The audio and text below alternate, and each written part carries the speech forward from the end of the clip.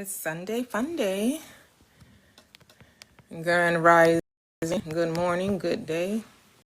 Make the day great.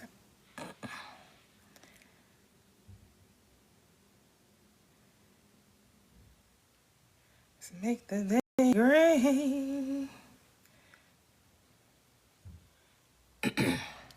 Hello all. Hello all.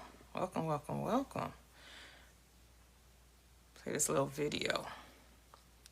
Reminder of the fall, of the true reason for the fall into duality. In the esoteric sense, the story of Adam and Eve eating from the tree of knowledge of good and evil is not about sin or disobedience. It's a sacred allegory of consciousness awakening to itself. Eden represents the realm of divine mind, the state of pure awareness where all is one and nothing is divided. In that garden, there is no good or evil, no right or wrong, only harmony, only I am. Adam and Eve symbolize the two aspects of your being, the masculine and feminine energies within you, thought and feeling, will and imagination, spirit and soul. Before the fall, these two were perfectly balanced, expressing as one creative force in union with the divine. The tree of knowledge of good and evil represents the birth of duality, the moment consciousness begins to perceive contrast. To eat of that tree means to identify with the divided world, to see things as separate, to call one thing good and another evil. It's when the infinite awareness that you are begins to forget itself and believe it is only the body, the personality, the story. The serpent in this story is not evil. It is desire, the eternal impulse that draws consciousness into expression. The serpent says, "Come, taste and see. Know yourself through experience." For how could the infinite ever know its fullness unless it descended into limitation? So when Adam and Eve ate, it was not a fall from grace. It was a descent into experience. It was the soul's initiation into time, space, and matter. It was the moment spirit clothed itself in flesh so that the divine could discover itself as you. You see, every human being is reenacting that same story. Each time you forget your true nature and identify with fear, lack, or separation, you have eaten from that tree again. And every time you awaken to your I am, to the truth that you and the Father are one, you return to Eden. The Garden of Eden was never lost. It still exists within you, the state of consciousness that knows only unity, love, and infinite possibility. You did not fall to be condemned, you fell to awaken. You left the garden not as punishment but as purpose, to journey through the knowledge of good and evil until you remember that you are the garden itself. The whole purpose of falling into duality was for what? Experience. And when you awaken, you return to what? Your Edenic state, your natural state of oneness. Start operating from oneness, which is the truth, the only truth. So help me God, as they say. Tell the truth, the whole truth, nothing but the truth. So help me God. That is the truth. The truth is, we are one. We are one. There's no separation in consciousness. There is no this and that. You are that. You are everything that you see. You are the I am experiencing itself in duality until you awaken to your natural state, your true state, your awakened state, your enlightened state, the state of remembering who you are, that you are God manifested in the flesh. You are good manifested in the flesh. You are source manifested in the flesh. You are the all manifested in the flesh. You are light manifested in the flesh. You are love manifested in the flesh. You are everything. I am everything, and everything is I am. There is nothing separate from you in your world. In your reality, you're only perceiving you. That's all you're perceiving. Everything in your world is you, pushed out. That's what Neville Goddard reminded us, right? Everything you are perceiving is you pushed out. You're not perceiving the world, you're perceiving your world. There is a difference. Now you can be fed the world, right? You can be told what the world is doing, what's happening in the world, what's happening across the world, right? But for your own personal experience, everything that you interact with on a daily basis, that's your world that you are experiencing.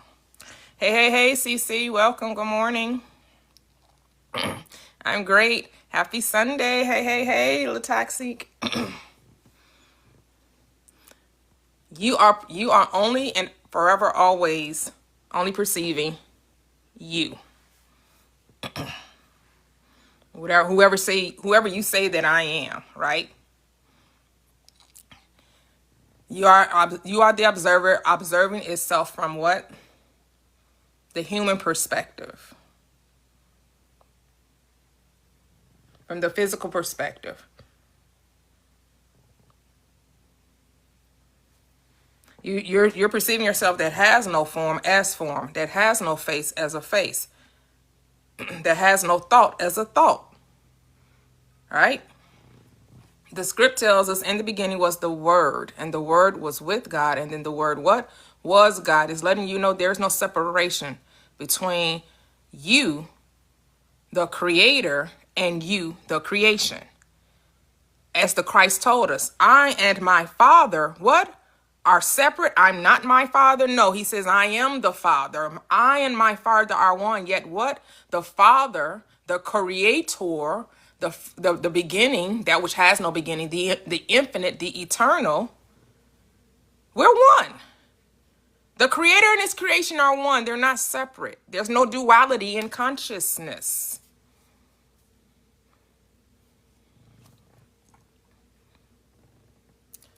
No duality in consciousness.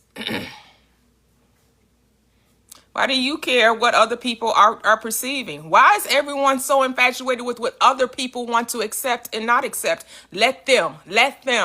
Leave people alone. Why do you care what somebody else is believing? Why does it matter to you? How does that increase your life or detract from it? It doesn't. Why you mad? Why you mad? That's the question you have to ask yourself. Why do you care how someone else interprets the script? You do you and let other people do them. Like, what's that woman's name? What's her name? Mel Robbins? Let them. Mind your business. Mind the business that pays you.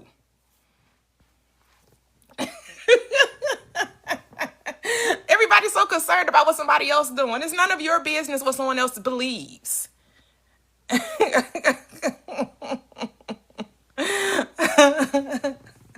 That Bible does not just belong to Christians. I know Christians think that they're the only ones that can read the Bible, interpret the Bible, utilize the Bible, talk about the Bible. No, the Bible is free to all.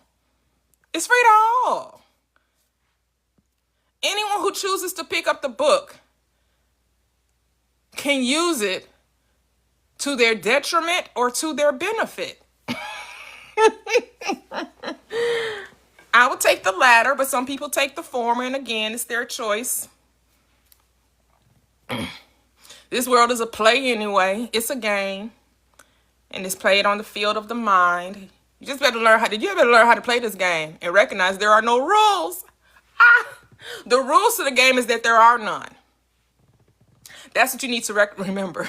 The rules to the game is there are no rules to the game.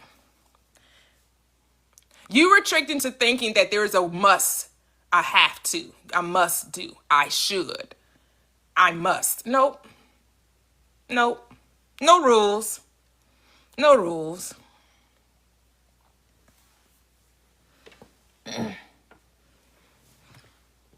The only law is love, but again, the script reminds us there is no law.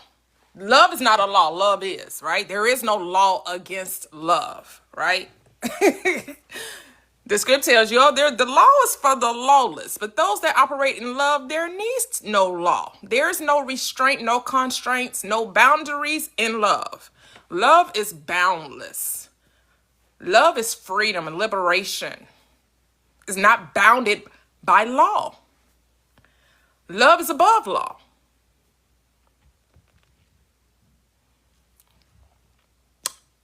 Oh, let me go up. No, I didn't. Let me see.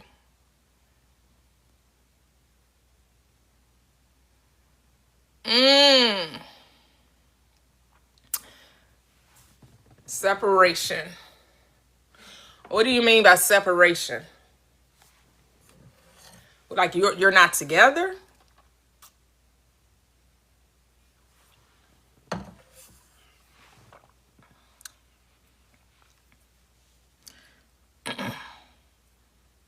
Right, that's a great question, Latoxi. Why do you agree that you can't get past the separation? Well, you have to recognize, CC, that you created it. Do you recognize that you created it?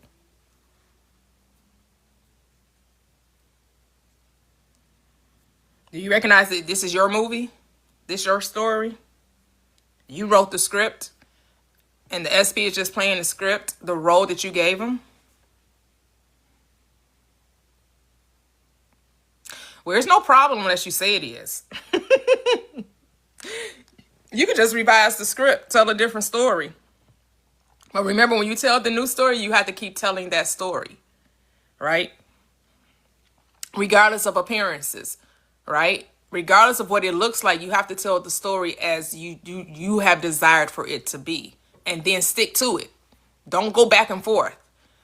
You know, a lot of times people tell a story, and then as soon as something happens in their quote unquote 3D, they start giving into that story instead of the story you rewrote.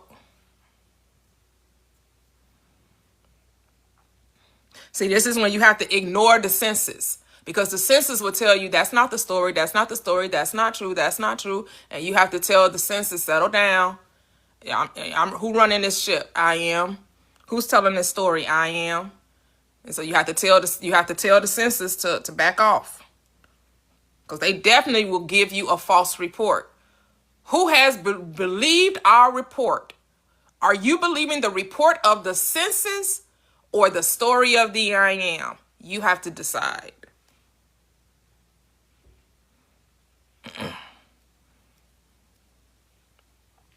And a lot of us, we like to tell the story of the senses. We like to say, well, I'm just keeping it real. You got to live in reality. No, you have to live in reality. I create my reality. You get to live in yours. I'm going to create mine. So you have to decide, am I living in a quote unquote reality, or am I creating reality?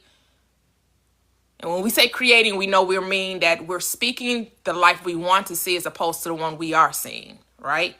That we're living beyond the senses. That we're not going to allow the senses to dictate.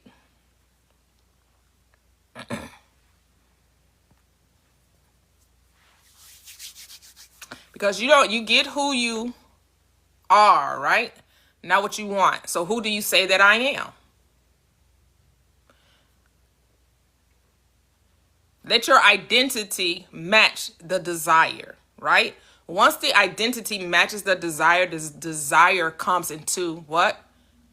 Your experience. It puts on form. It takes on flesh. That's what the script says. In the beginning was the Word. The Word was with God, and then the Word was God. And then what? The Word becomes flesh.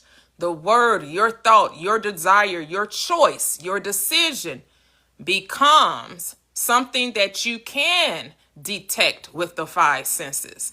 It takes on form. It takes on flesh. It takes on visibility.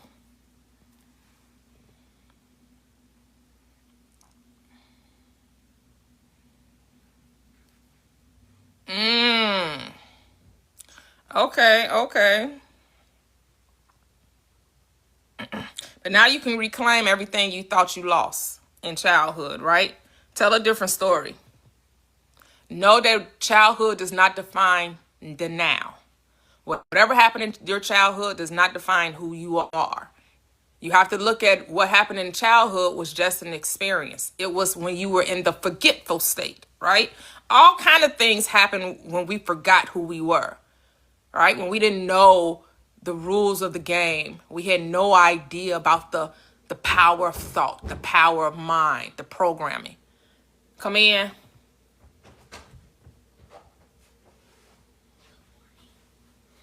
Good morning.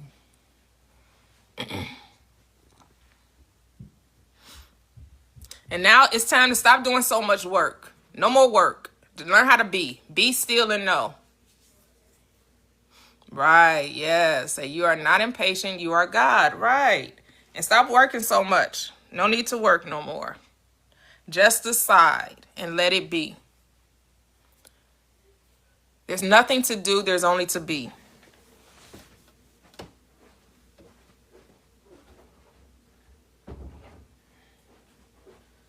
Less doing and more being.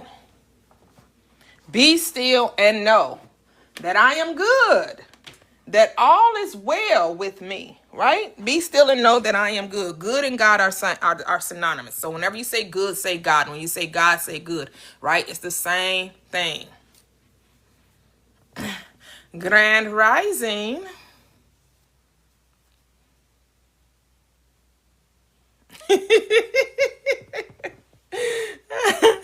You said the being is weird. You know why, Cece? Because we get so caught up. We really think we have to prove worthiness. We really think we have to prove we deserve it, right? We really think that we have to work for the blessing. So anytime we say work, right? And I know the Bible, the script likes to talk about if you have anything reference to the script. I know a lot of people don't even associate with the script because it seems to make you think that, you know, you have to work for something, right? Because people love to quote James. And they love to say that, oh, the faith without works is dead. This is work. This is work. This is work. This is a choice. Stop calling it work. Say you get to do this, not that you have to. It's all about how you perceive it. You don't, right? You don't have to do anything. You're choosing it. And it's not work when you know who you are. When you know that your word is God. Your word is God. Your word is the power.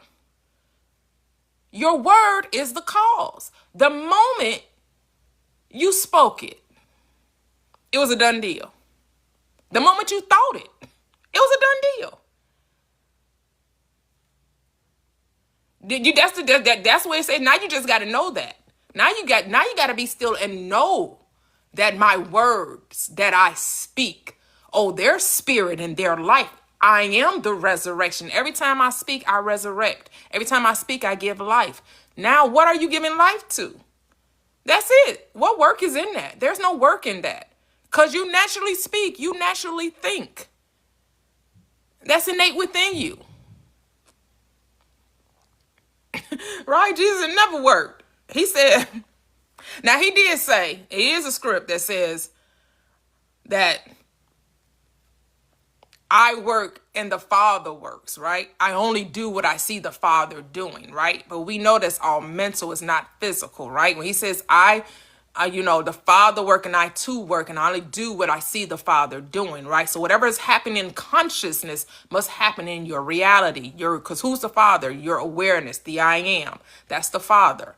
That's always working, right? That the Father is the selector. The Father is the part of you that's deciding, that's choosing, right?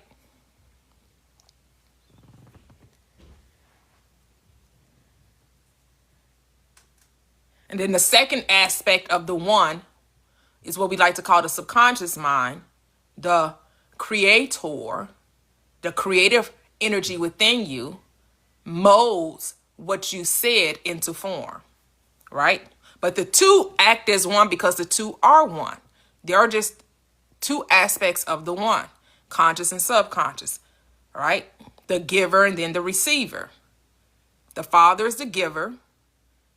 The mother is the receiver, right? The mother, the womb of creation. That which brings forth, takes the impression and gives it what? Expression. The mother, your divine, your feminine aspect receives the impression from the Father, right? That's how the child, the seed, that's how the mother is impregnated. She receives the seed, right? And then the mother creates it and gives the seed form. And every seed produces after what? Its own kind.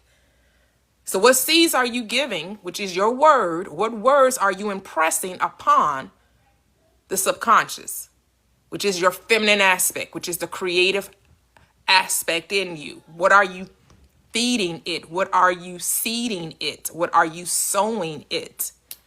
because it's going to produce always after its own kind.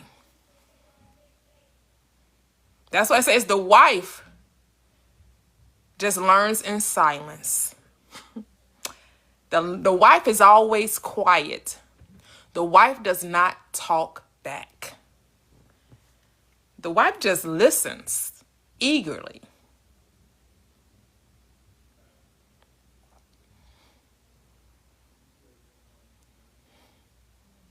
Yes, yes, yes.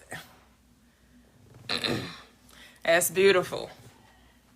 And now, since you've watered the plant, right? You watered the seed. Go your way in peace. Hey, hey, hey, MGD. Welcome, welcome, welcome, Grand Rising. Now just go your way in peace. Oh, we got to 10K. Okay. Let's see. Go your way in peace, knowing. Hello, Latoxic. How are you? I am doing well. How are you doing today? Oh, awesome, awesome, awesome. Good. Hey, hey, hey, Master Yi, love and abundance.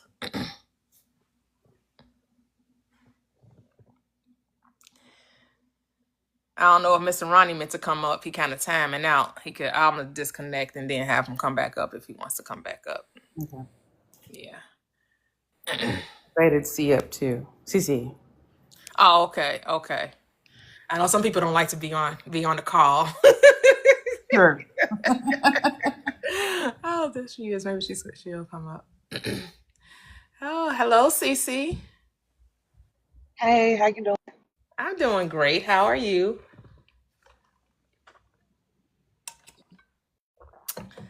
We can't hear you if you're talking.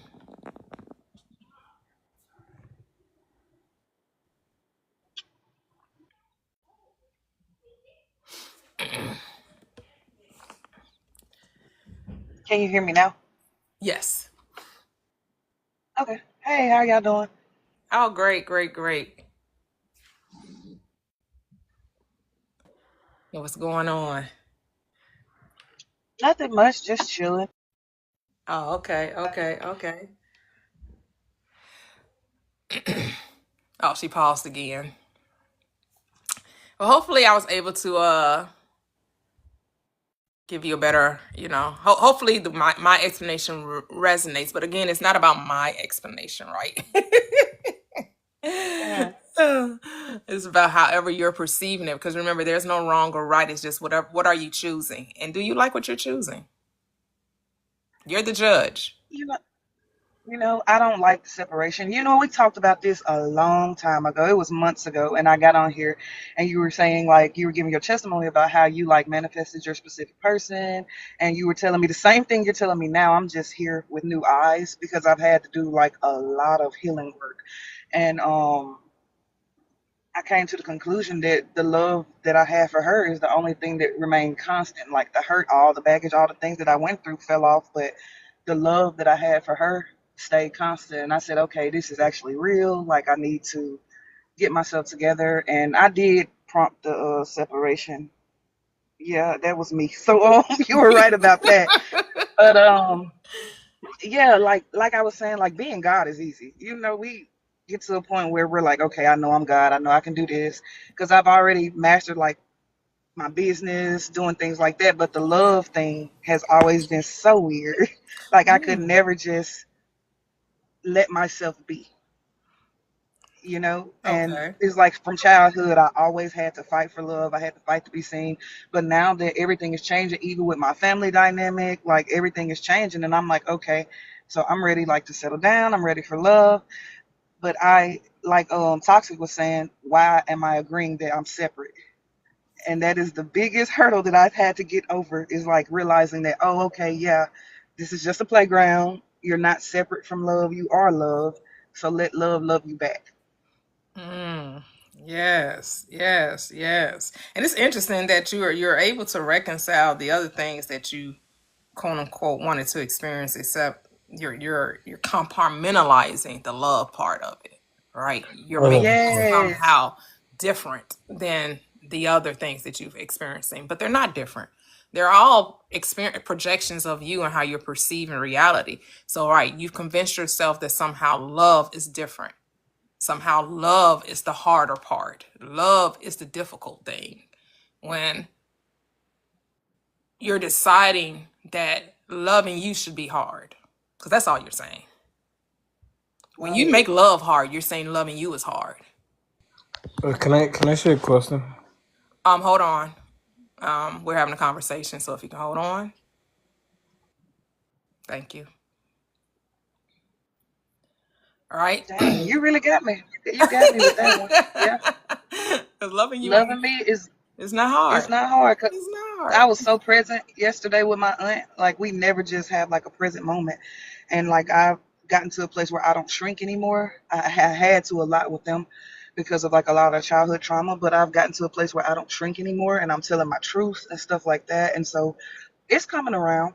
I ain't gonna say it's coming, it's already here. I'm just nervous, I guess. I don't know. It's like I It's feel it okay, coming. right? Like tell yourself, it's okay to be nervous. Like I've never experienced this thing before, right? It's like anything we do new, right? And we get Mhm, so hard on ourselves. It was like when you learn how to drive, maybe you were nervous, maybe you weren't. But you still did it. mhm. Yeah. Anything new, it is a kind of a nervous thing because you wonder, am I doing it right? Yes. I don't Right? Am I wanna go doing it back through right? the And you got loop. to tell yourself, right? You got to tell yourself you can never get it wrong. It's my first time doing it. Right? So I got It's no wrong way to love. No wrong yeah, way to love. because You know. Go ahead. I'm sorry, because we've been through like a loop. It's like I've noticed, like I'm very observant. So I noticed like we come together, we come apart, we come together, we come apart. But I don't want to do that no more. And so I'm like, okay, that's why I'm kind of nervous too. I'm like, Is it well, just that it's been you don't proven. trust yourself? Not fully. I'm gonna be honest, not fully, because this is a actually very sweet girl, and I just TMI, whatever. I don't care about oversharing, but I used to be like a player. Like any girl I wanted, I get, and I go on to the next one. But this one, I ain't dated. I ain't did nothing. I even got rid of everybody. Like I fixed myself, like not fixed myself. I unlearned everything just so I could experience her love. When she started to love me and see me and love on me, that's when I really started to change. And ain't nobody touched me that deep to make me want to change and do better for myself. And so that's why I'm just like, I don't know. I Yeah, that's hope because that she's I, mirroring you, right? She's mirroring yes, who oh my you God. are. Yeah, Oh my that's God. all. That's You all. saying everything everybody been telling me for the longest, and I don't know why it won't click. It'll click, but you got to see yourself as enough. Okay, so again, here's the part where I feel like you're trying to uh, quantify it or assess it through this perspective of should I have this or not? Am I worthy? Am I deserving? Because look at my past, No. all the things I did to other women. I don't deserve this because I treated other women like they were just, notches on a belt. I was just showing people that Yeah. I could get this. And so now when the love that I've been seeking has found me, I found myself unworthy. Mm. But that's not true. You are always worthy of love. You are always loved. Love does not have to be proved or earned. It's freely given. Accept the gift because it's who you are. You don't have to earn Dang. love. There's nothing that there's no proving worth. So you can reconcile that in your mind and stop thinking that somehow that you are defined by past experiences. I think you're allowing your past. We're gonna leave it there, but you keep bringing it forward, right? That's a baggage you're carrying with you. That's the burden you have to unlift. You have to unburden that. You have to let that burden go. Drop that burden. Leave that whatever you did in the past. Leave it there. No looking back. Right? You're entering the kingdom of your good. You cannot bring the past with you. You cannot pour new wine into old wineskins. You can't mix the two stories. You're mixing the two stories. You're telling the story of the past while trying to experience the present. It don't work. Mm. Well, that makes sense why I've been unlearning stuff at a fast pace too. And yeah, you're right. You're right. You're absolutely right. You're just right. You're right. But it's not even being right? It's just discovering, knowing, accepting your truth. That because you choose it, you get to have it. You're choosing it, so accept the gift. It was always there. The love was always there. Now you finally recognizing it. And for you're saying that's a little scary. I don't really know what to do with that. Like, how do I operate? Because I've never been so free. I've never been so open, right? I've never been so true, never been so honest. And this is a little, I don't know about this. Spirits and a little trepidation there. Like, what if it all works out? Mm, there you go. Yeah. I did say this morning too, before I even got on your live, I was like, whatever happened yesterday, we're gonna leave it there and we're gonna stay here today. We're gonna stay in the present moment. We're not gonna go back and visit yesterday, and we're just not gonna do that anymore. So you're right. You're Hey. making me see it different. Yeah, I mean, you got it. You're all love. And yes, I mean, if you want to say you're worthy of it, like many teachers tell us, get that out of the equation, worthy or deserving. It's really not about that. It's the fact that you have the desire. Since you're desiring it, you're meant to experience it. That's it. Because you want it, it's already yours. All you have to do is accept it. That's really it. Yeah, Yep. that's where I found myself fighting myself, like with the desire itself, and I was judging myself, like, why do you love this girl? Why? And I was like, okay, look, chill. I don't know why. I just do. I can't even explain. I don't even know why. I didn't plan to come here, but it just happened. It was just time for you to love yourself. She's just showing you that it's okay to love you. That's Yeah. all. She's showing you are enough. You don't need to change anything about you. You're not broken. You're not messed up. You're not a bad person. You are love, and you deserve to have it if you want to speak from that perspective. Yeah, Yep. I do deserve this. Yes. So let it be beautiful. Let it be beautiful. Let it be beautiful. What's that song? So amazing to be loved. I follow you to the moon and the stars above. Yes. It's Okay, can I, amazing. can I ask my question? Go ahead. As long as it's not, go ahead. Okay. So if Jesus loved us so much that he died on the cross, why does he send us to hell? I'm not discussing Christianity anymore. I really don't care. Wrong platform. Wrong platform. I could care less. Oh. Yeah. I don't care. Wait, so what do you believe? What is your religion? This is, I this don't is a disclaimer. We're not doing debate lives anymore.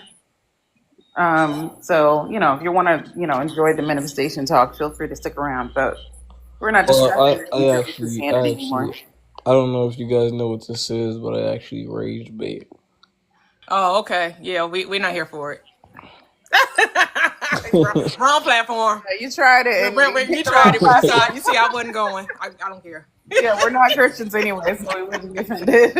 So what religion are you guys? No religion. Losing my religion. So are you Trying guys atherbolical? Atherbolical? What does that mean?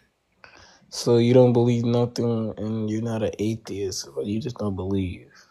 Oh, I believe. I know that I am God. So if you're God and I'm God, no, not if. Since. well, we are God, I believe. So do you believe in voodoo gods? I don't know about no voodoo gods. I believe in the mind. I say your awareness is God. Consciousness. Source. Energy. The light is God.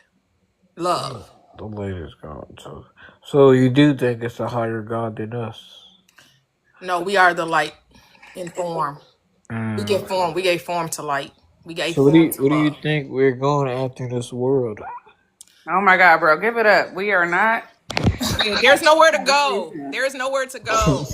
Who cares where you're going? What are you doing? So What are you basically, doing with it? What are you doing with your life? How you living your life? Is your life good? It's actually going to shit. Really? Why would you say that? Do you think you could change it? Do you think that it has to go to shit? I mean, the only way I can change it is if I unalive someone, Okay. and I'm just waiting to the opportunity. So Yeah. That Okay. explains a lot. Work on that, maybe. I don't know. yeah, and also I feel like a lot of these black women are just out of control. Oh yeah. Now you still trying to do the rage bait? We don't care about no. He's still trying to rage bait. I think black women are The just out of identity thing, control. right? I'm just like, dude, we not going. You No, cannot we get us with the not. rage bait. Sorry. Ain't nobody falling for it, dude.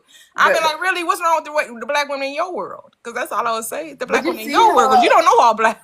And what is black women like? 100%, and you see how he's hinging on identity. Like you said, he's just rage baiting, though. We don't even know if he even believes those things. He's just saying things to get a reaction. So Yeah, but it's like, okay, if I identify as that, like, why is the identity so heavily rooted? I can be offended by something that you say. right. Like, what do you mean? If I'm God, then why and how could I ever limit myself like that? He tried it. Hey, pretty as Lene. Now I just know, you just get taking this stuff too serious, right? Like, the seriousness of life has just, like, passed on by. Like, you just got to take the seriousness out of it, because... I only respect the real rage baiters, the ones that do their research. Not the ones who don't read. Sorry. I can't respect that. I'm sorry. That's a little low level for me. It doesn't make me feel anything, It doesn't do that much. Sorry. Oh, right. I'm like, he need to go find a Christian platform, I know he saw the Bible up there, so he's like, okay, let me mess with them. I'm like, I don't care about what Jesus did or didn't do. That ain't my fight no more. Oh, not my fight. I do not need a defender. I'm not here to defend him either, okay? So. That part. You gotta go ask Christians that. Right, somebody told me some Neville Goddard believed in Jesus. No, he believed in Jesus. I'm like, you ain't read Neville Goddard, because he most definitely tell you Jesus did not exist. Exactly. People think that just because he used what was common at the time to deliver a message, which is Christianity. He's the reason why I say Jesus never existed. Because I read him, and he just made it make sense. And then you start hearing about all these other deities that had the same story, right? And it's just like, oh, this is a universal principle, and everyone was, oh, well, it's stolen. It's not stolen information. It's just circular. It's just He stole it from someone else. Right. It's not stolen. It's just exactly right. It's just told differently, depending on what culture you're in, right? That's it. Yeah. There's a reason why they call it the greatest story ever told. Because it is a story. It's a story about you, though. It is a story, and it's been retold so many times you just can't get away from like how it pulls you in. But it is a story. Yeah. Hey, Cheryl. Hello, Divination. Yes, y'all, you're welcome, Cece. Yeah, I mean...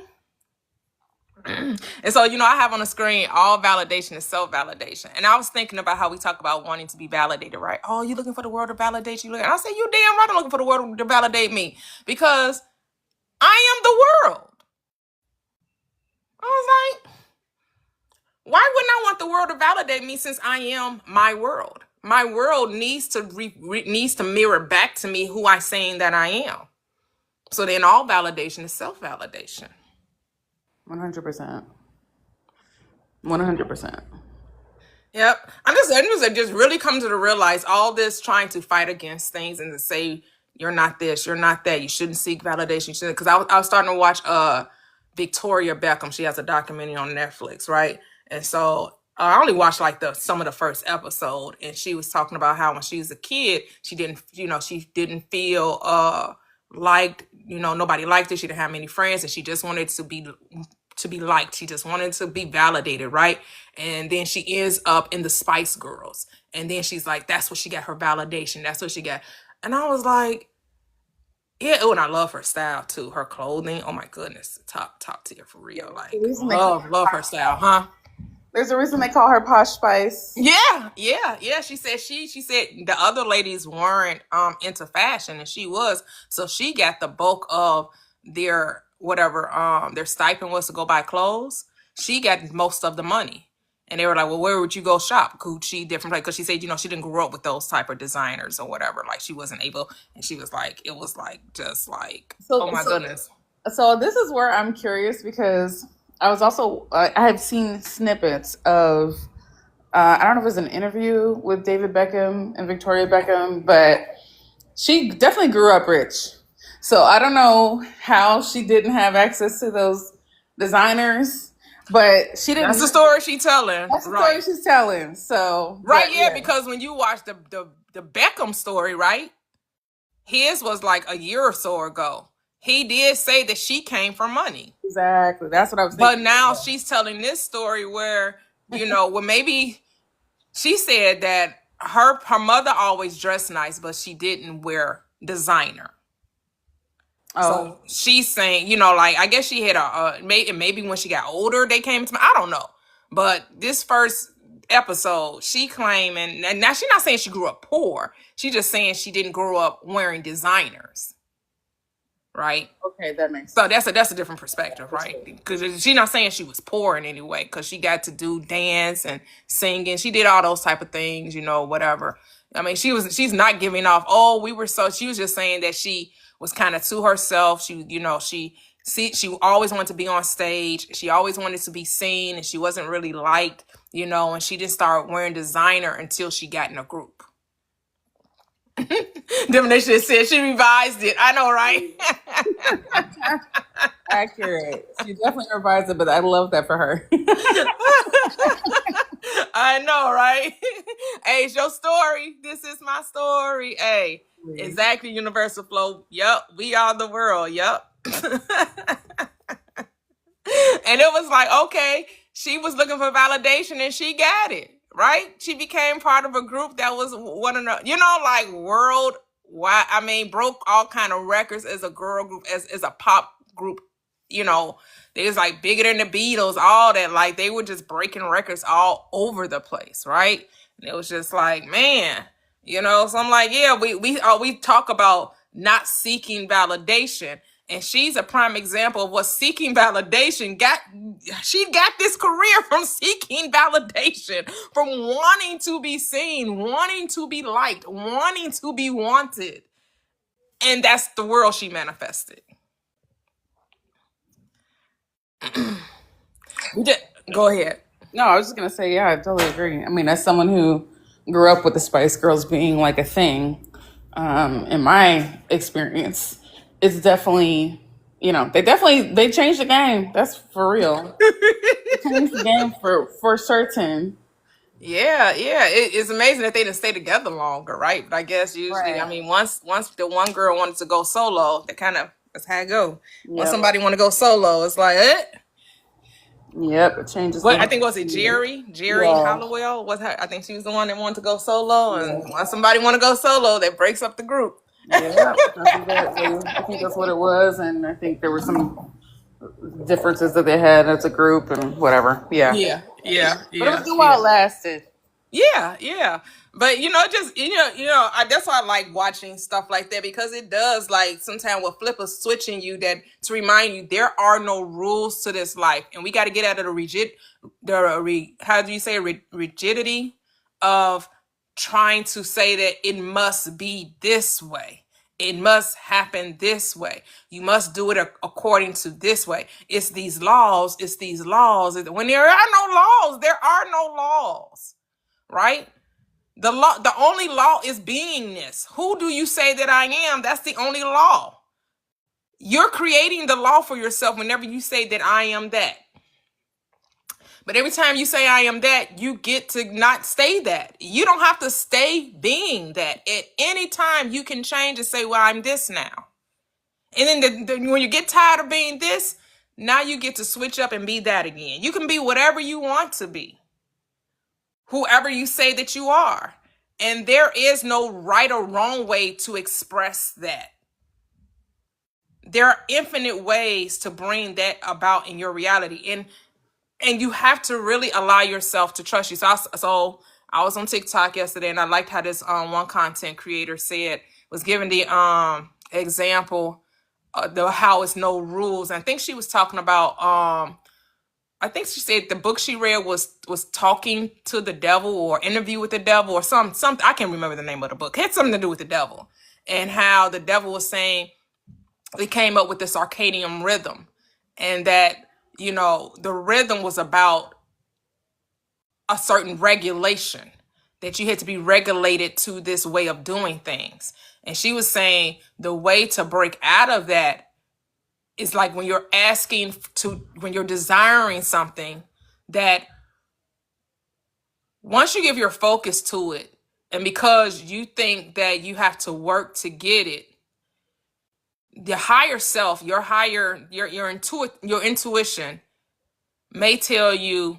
like, you've been walking forward the whole time, right? And then it tells you to walk backwards, and you're looking around, and who's saying that, to walk backwards, and you decide to walk backwards. You decide to do what your intuition is telling you to walk backwards. Well, the moment in the desire was $1,000. Like, that was the desire. The desire was $1,000 because you need the $1,000 because you got to pay your rent, and you need the $1,000, but you don't know where the $1,000 is going to come from. But you keep talking about the $1,000. You keep talking about the $1,000, and the whole time you were walking forward, and your intuition tells you to walk backward. So you're walking down the street, and you decide to walk backwards. And yes, it feels weird. Everybody's looking at you, but you're doing it anyway. And because you decide to walk backwards, you notice a convenience store you had never noticed before. And you go into the store, and then you see a scratch off, and then you purchase a scratch off, and the scratch off ends up winning you thousands of dollars. So it was the moment you decided to break the program, the moment you decided to not do what everyone else is doing, to be different, right? Because walking down the street backwards will be different than what everybody else is doing, right? Because everybody else is walking forward, and then you decided to walk backwards, right? So you're breaking the mold, right? And she was saying how, the universe doesn't like a vacuum, right? And the vacuum was the desire, because it hasn't manifested yet. And so it had to feel itself with that desire, and it had to manifest $1,000. I was like, oh, I really like it. So, right. So it's like reminding you there are no rules, and to follow your intuition. Even if the intuition is saying something to do something that you would never, ever in a million years do, right? Even if it sounds weird, even if it sounds like, man, this is stupid, or why would I do that, right? Do it anyway. Because now you're saying that there is no right, or you're letting go of the right or wrong. You're letting go of this I should or shouldn't. Just listen to the intuition. Let it take you on that excursion. Let it take you on that adventure, and trust that everything works out for you. Hey, Amadi. Oh, you seen that video of divination? Cool. Yep, the inspired action. So, hello, King. Welcome.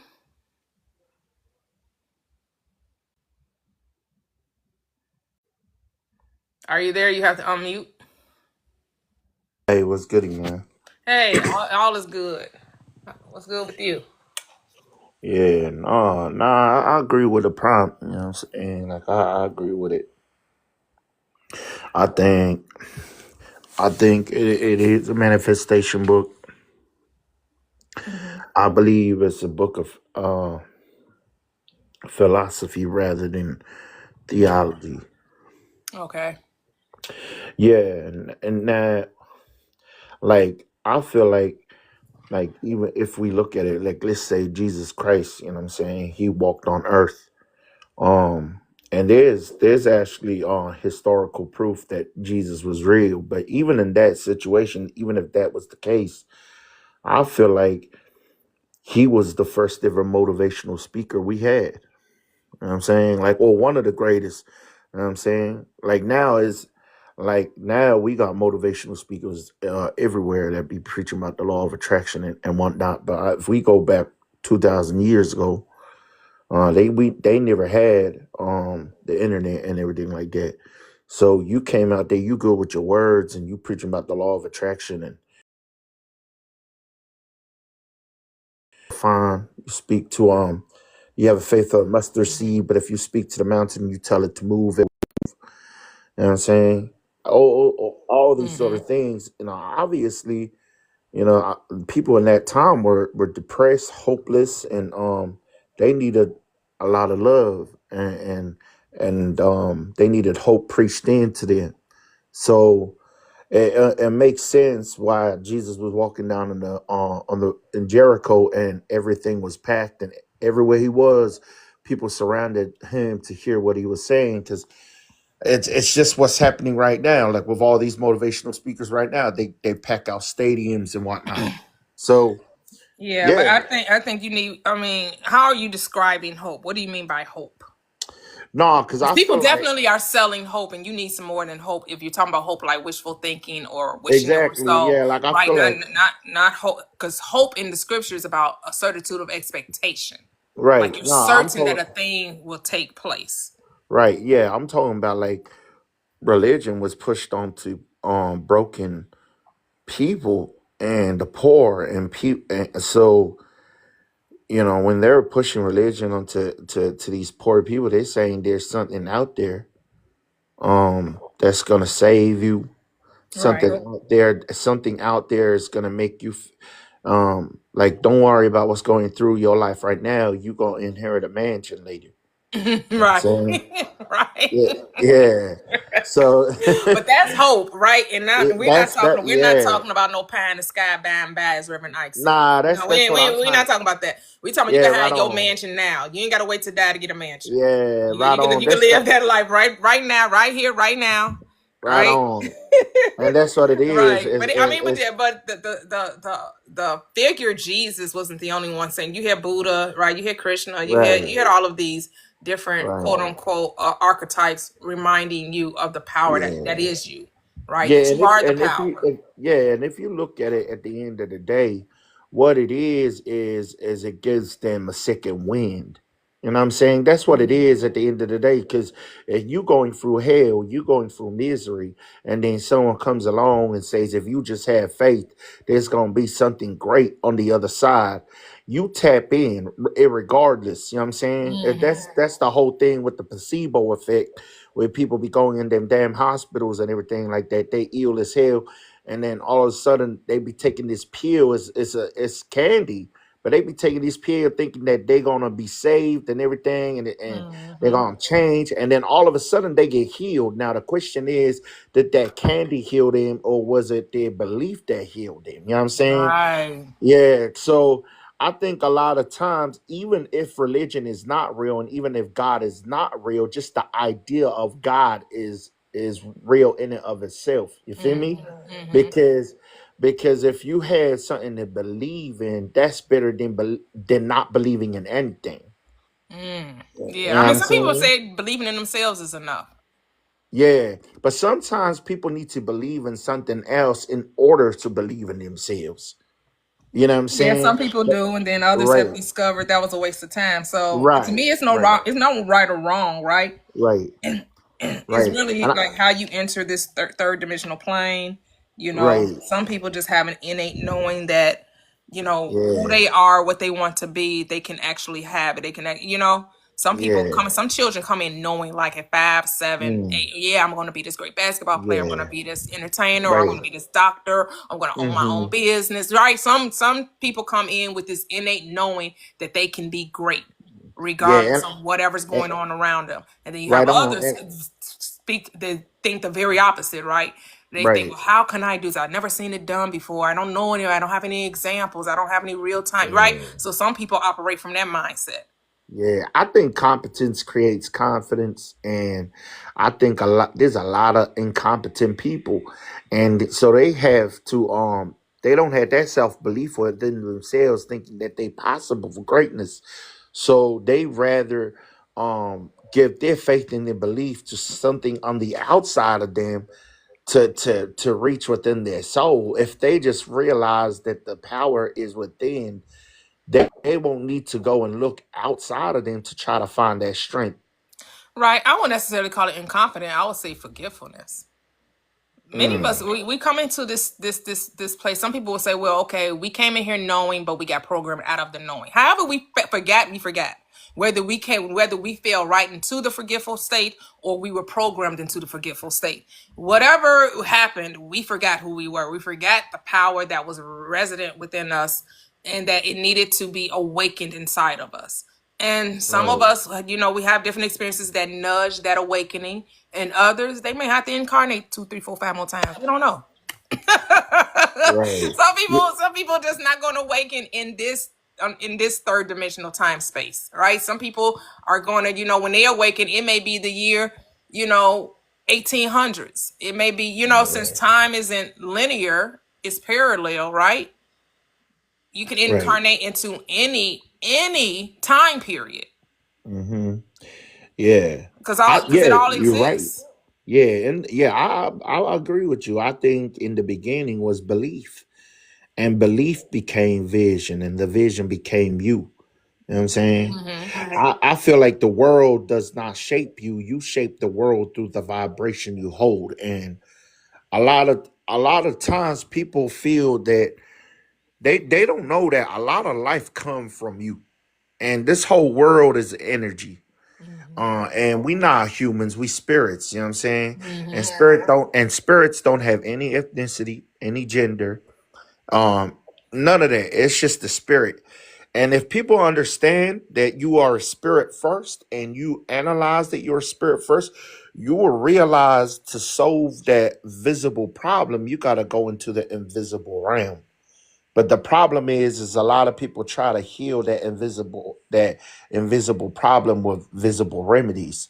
A lot of the times we gotta go into the deeper realm and we gotta look within ourselves. I'm not trying to sound old Harry Potter and everything, but No, you good. We feel you. We got you. We know. yeah, I'm not trying to sound airy fairy, but you know what I'm saying? Like, but no, every time I talk like this to my homies and they be telling me, bro, this dude is high as a kite, man. But nah. Yeah. Yeah, but for real, it's just like for me, I realized that everything becomes amazing when you realize that everything is your problem and you are the problem. Like for me, I take accountability in everything in my life. Mhm. Because if you take accountability for everything that happens in your life, you if you can say I'm the problem, by the same token, you can say I'm the solution. Yeah, Yep. yeah, you know what I'm saying? Yep. And I Yeah, start saying, stop saying there are problems and there won't be none. It's only right, right. experiences. You're only having an Exactly. experience, and it's your perspective about or your perception about the experience that is going to determine the reality of it. And we don't see life for what it is. We see life for what we think it is. Yep. Yep. Life is a reflection of your perception. Yep. If it rains, you could be mad, or you could say your garden is starting to grow. You know what I'm saying? So Yep. it depends how you look at things. 'Cause if you know what I'm saying, you change Yep. how you look at things. The look at things change. And so, and I got an example when I was in jail, and like I was in jail for like about 3 to 4 months, Hmm. and like we had like only a little bit of water, a little bit of food, and by the time I came out, man, I like when I ate my McDonald's, I was super grateful. You feel me? Like by the time I ate my Mickey D's, man, it felt like I was in a five-star restaurant or whatever. And one of the niggas that pulled me up, like one of my homies, he got me. He took me to Mickey D's. He looking at me scoffing down this Big Mac, Hmm. and he like, bro, chill, bro. It's just the Big Mac. But it's just one of those things. It's like he just saw a Big Mac. I saw something like this is everything. Because when I was locked up, we had like bread and it was weird stuff in there, It's bro. like something you didn't want to eat. You ain't like, what is Right this? on. But it just Couldn't shows even. how ungrateful human beings are too. You know what I'm saying? It shows how ungrateful we can be as humans as well. Is that, you know what I'm saying, when we get restricted from a source, we realize how important it was before when we had, if that makes sense. Yeah, I mean, Now I'm going into like some Oprah Winfrey, some right. Dr. Phil type shit, man. Yeah, man, this whole Here's the thing with psychology the thing whole got me thing with the right there. grateful or ungrateful mentality. It's like we got to. To me, I'm not even rocking with that word anymore because it makes you. Because here's the thing, like you just said, we're not human beings. So what do I need to be grateful about? I'm the creator. Mm, I don't need to be grateful for anything. I need to just create what I want to experience and then mm, let it be that. Right? right, I can right. appreciate, which means to add value, to see the value in all things, right? But to me, Mm-hmm, grateful makes it sound like I gotta accept, I gotta see the goodness and whatever, like I gotta be thankful just for the mm, little. No, I'm not gonna be thankful for the little. right. My world is Mm, abundant. Why would I be thankful for the scraps? Why would I appreciate the exactly. crumbs? No, thank you. I'm not grateful for the crumbs. No, because I'm supposed to have the best. Mm-hmm. When we can change our mentality to expect the best and know that we're supposed to have the best, But see, we that's will where we go. experience the best. Exactly. But that's what we go back to what we were talking about earlier, where we saying life is a reflection of your perception. Because to somebody, they might think it's crumbs, but to somebody like that, that's everything. Hmm. You know what I'm saying? Right. So yeah, it's just everything is just how you see it, right? Yeah, Like, yeah. And not to mm, take away from anyone's experience, right? mm, It's how you're experiencing it. But of course, if you've experienced lack and then you experience what you perceive to be abundance, right? mm, It's going to make it sound like, but here's the thing. Sometimes we come from the perspective like, oh, like this is something great or something when it should be yeah. something that's normal. Like Mm-hmm. abundance should be normal, not something out of the ordinary. Right. And I think the problem is a lot of times people think that there's something on the outside that can change them. Like they'll say, the only time I'll feel love is when I find the love of my life. Or the only Hmm. time I feel successful is if I get a business. Or the only time I feel wealthy is when I have a lot of money. And what happens is you living out of a state of lack. You Yeah. operating out of state of lack. And lack can never attract blessings. You know what I'm saying? You don't attract what you want, you attract who you are. And so me personally, I feel like you gotta be loved to attract love. You gotta feel wealthy to attract that wealth. You know what I'm saying? Because a lot of times people say it's cause and effect, but I feel like it's causing an effect. You gotta cause that effect. You Yep. cannot. Yeah. I love that. Yep. You got to cause the effect. Yeah, you are the Hmm. cause and the world is the effect. So Exactly. you don't have to worry about making it so it already is. You just have to recognize it.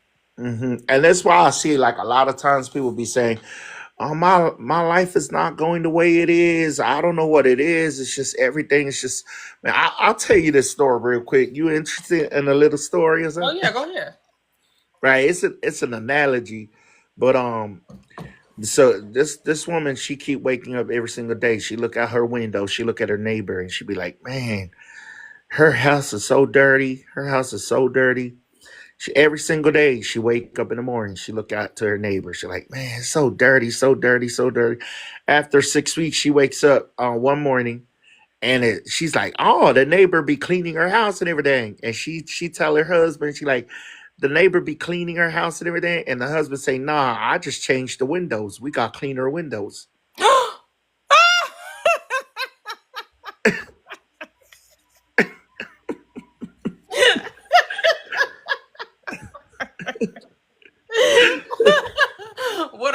What lens are you viewing your Right reality? on. Right? Right on. There we go. The whole time, the whole time she was blaming the neighbor for saying she dirty when really it was the lens that she was The looking out dirt was was on the dirty. inside. The Right dirt on. was on the inside. That's Ex- that, but that's what the dirt is always within, is never on the right outside. on. And exactly. And that's what I said. It's like the whole time she was projecting, looking outside, blaming the neighbor Yep. when really she had to just change how she look at things. Yep. That's what most people do. They blame the world around them, right? Oh, I went into a room and I just felt negative energy. They're going into the room feeling the energy. Right. See, like one Like, of because my you're favorite, thinking that it's happening on the outside. Just like one you of were my favorite, saying, you right? You thought the dirty house was on the outside. right. Well, one of my favorite scriptures in the Bible is Titus chapter 1, verse 15. And I just like the first sentence. It says, "To the pure, everything is pure." Yep, yep. I say And that all the yeah, time. To yeah, them that and are that's pure, all things are pure. right. And so the opposite is true. To the negative, everything is negative. Yep. To the defeat, everything is defeat. To the poverty, everything is poverty. Yep. And I love that scripture because it reminds me to be like, okay, everything in my life is not going the way it is. Maybe I need to sit back and am I the problem right now? You know what I'm saying? And it's good because it regulates you. You know what I'm saying? Because sometimes we be so busy blaming everybody, blaming the cat, blaming the dog, blaming the neighbor and everything. But sometimes we just got to chill and say, like we go to scripture again, be still and know that I am God. Yep. And see, that's what I'm saying. Like the Bible is like a book of philosophy. You got to be still and know that you God. And Mm-hmm. that heaven and hell is not a place you go to literally, but it's in your mind. If Yes. if you depressed, you in hell. If you sad, you in hell. If you in anxiety, you in hell. If you happy, you in heaven. If you enjoy, you don't need to die to go to hell. So, man, you just go to the projects, you see hell every single day, man. You know what I'm saying? So like Mhm. that's how I keep trying to preach that. I'm like, you create your own heaven, you create your own hell. Yep. Yep. That's it. That's it. Mm. That's it. That's it. Yep. Yep. Yep. That's it. Hey, buddy. Hey, it's a good conversation. It's good to see my peoples, you know what I'm saying? Like people that see life like this. Like I got a lot of family in that they believe in like a man in the sky and Mm-hmm. all of that. And I'm very respectful, you know what I'm saying? 'Cause I'm not gonna be that person that go there and try to be debating everybody, you know what I'm saying? Mm-hmm. But when I go into those family events, I'll see like my aunt, she be sick and she be suffering with cancer and everything, and everybody be praying for her, and she's still sick. And I remember I sat down next to my aunt and I said, "Okay, hear me out, and I want you to believe that you healed." Mm-hmm. And she said, "What you mean, baby?"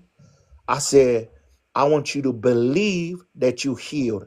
I want you to close your eyes right now and imagine what it would be like if you were healed. Imagine what it would be like if the doctor came in and said, all them cancer is gone. It's be removed from your body today." And I told her to get in that trance right now. She closed her eyes and I said, "Smile, smile, smile, smile. How do you feel? Feel joy. Get that joy in your body."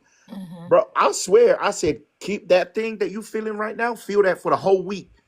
She Mm-hmm. she, she had a spontaneous remission in 2 weeks' time. Yes. That's how it go. That's why I say she had a spontaneous remission in 2 weeks' time. And my family and all of that were saying, praise God, praise God. I was like, nah, it was the God within her. Mm-hmm. Mm-hmm. Yeah, Yep. yeah, I'm saying because my family were saying, "God, I pray you heal her, you heal her," and she miserable because she thinking that the power's out there. But Mm-hmm. yeah, Yep. so I said, The "Hold on, moment she and got the feeling of health right, began to show up. right." So that's why I said to her, I said, "I want you to feel it. I want you to." The amazing thing about the mind is that you can put yourself in the position right now. You know what I'm Yep. saying? So if you Yep. want to feel rich, just close your eyes and feel rich. You got the feeling before you got the actual tangible product. Then now you're not in lack, you know what I'm saying? Because you've already Mm-hmm. received it. Yep. Yep.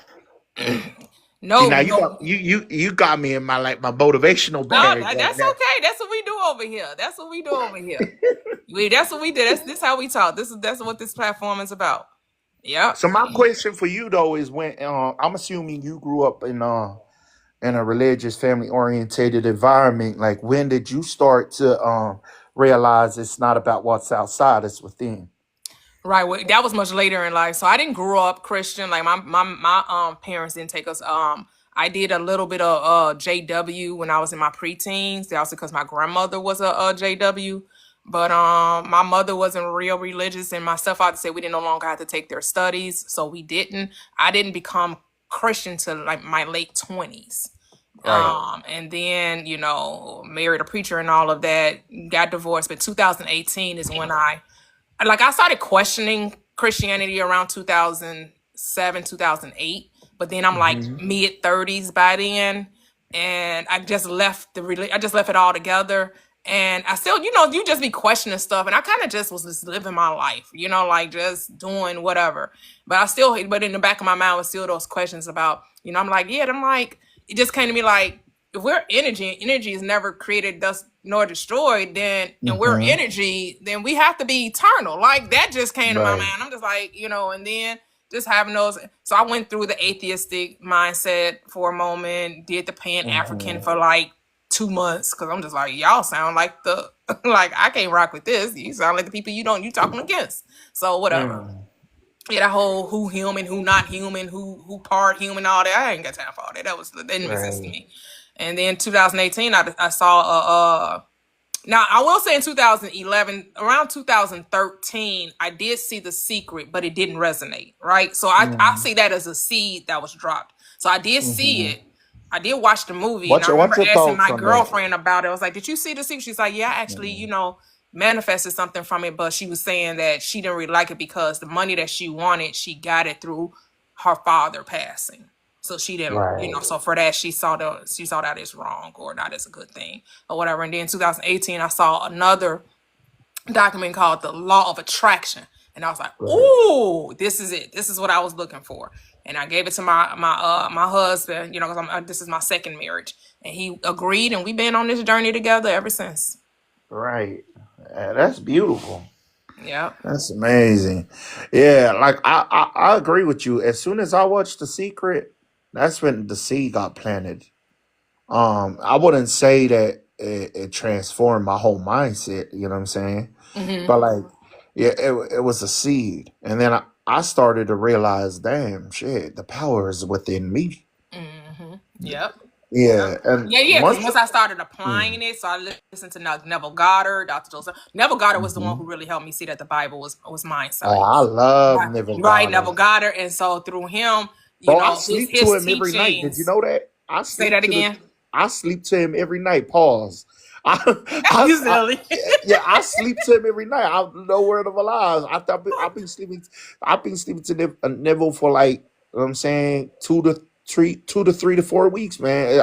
Nice. I go on YouTube and write Neville Goddard 10 hours. Mm. I'll be sleeping. Okay. I've been doing it for the last 3 to 4 weeks. It's crazy. Okay. Yeah. Yeah. Yeah. He really, and then when because he was the one that helped me. It's like, oh, revision. He was the one that brought that what repentance was in revision. So we have Mm, revised a lot of things in our reality. Especially the biggest thing was like my husband's relationship with his ex-wife. We were able mm, to recreate that relationship. That I was mm. like, oh yeah, yeah, Neville, the truth. Yes, I'm like, Yeah, this is real. The mind is yeah, the power. Consciousness exactly. is awareness is where Hmm. it's at. Yes, And Reverend yeah, Ike. Yep, Reverend Ike. Love Reverend Ike too. yeah, Yep, Reverend yep, yep. Ike's I love divination. amazing. Said know that the character only You know needs what's to crazy decide. though with Hold Reverend on, hold Ike? on, hold on, King. I do want to read some of Okay, my okay. comments. Say divination said, know that you, the character, only needs to decide. The I am does the work. That's the Father within you. I know we don't Amen. like saying Father, but Father just means the masculine energy. And Right. mother is the divine, is the feminine energy. But the two are one. They're not separate. They're one. I know people keep trying to separate divinity. Yeah. And they on this feminine rise and they're on this masculine, but they're one. They're not separate. It's all together. There's only unity of the spirit. There's no division in consciousness. Right? Right. Yeah, there's no division in consciousness. And so I do have, she is referencing my free books that I have on the link tree in my bio, the 30-day transformation journey. I give you 30 days of affirmations and scripture, and I break down the scripture a little bit to make it applicable to your life so you can see that you can transform your life just through thinking different. As you said, as a man thinks, so is Hmm. he. So is he. Right. Yes, Neville Goddard, Dr. Joseph Murphy, Reverend Ike, Bill Donahue, Florence Scovel Shan, so many people. Hmm. Yep. Yeah. Hey, D. Rich, go ahead. What I was saying is Reverend Ike, he was so far ahead of his time. Like when it's crazy because when he was speaking all of this, the media was trying to say he was crazy. And I Especially the this is church too. They was yeah, like, "Oh, he's preaching that prosperity gospel." right. And this is what pissed me off because when he went on Oprah Winfrey, Oprah was like was dissing him. Like Oprah was like trying to make him look out as a fool, like saying, "Oh, so if you just think positive, you're gonna get rich." And the audience were laughing, the crowd was laughing. But then I find it ridiculous. Like 20 years later, she's got people from the Law of Attraction on. She's got people from the Law of Attraction on, and she be like, "Yeah, I believe Well, in this." TV is all about propaganda, right? It's a programming, so she had to play her part in that, and didn't want people to really know that this is what she was doing. That's Right. all. She was Yeah. applying this truth, and just didn't want people to know that's where she was coming from, right? Right. When Because I I saw that, remember, I was like, "Man, you crazy, Oprah, for that one, man." right? Because I don't know if you ever heard of Abraham Hicks. Yeah, I heard of Abraham Hicks. Okay, so Oprah used to have a pod. I don't know if she still have a podcast, but she used to have a podcast, and she had Abraham Hicks on the podcast on her radio version, and she was like, so she was even talking to her and being a little bit condescending with her too, and she was like, I can't talk about this like on my TV shows, right? I can only talk to you like this on this platform.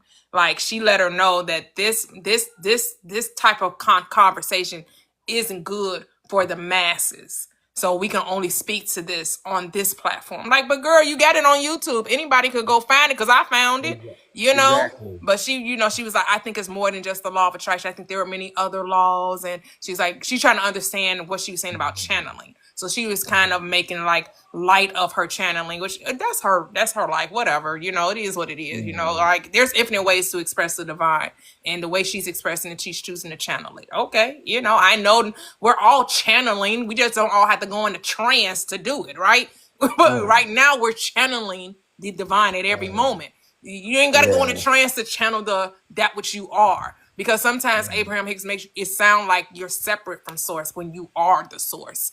So, but hold on, King. We have another guest. Hello, D. Rich. Yo, what's up? Welcome. Grand How's Rising. Great. How are you doing? Great. Good.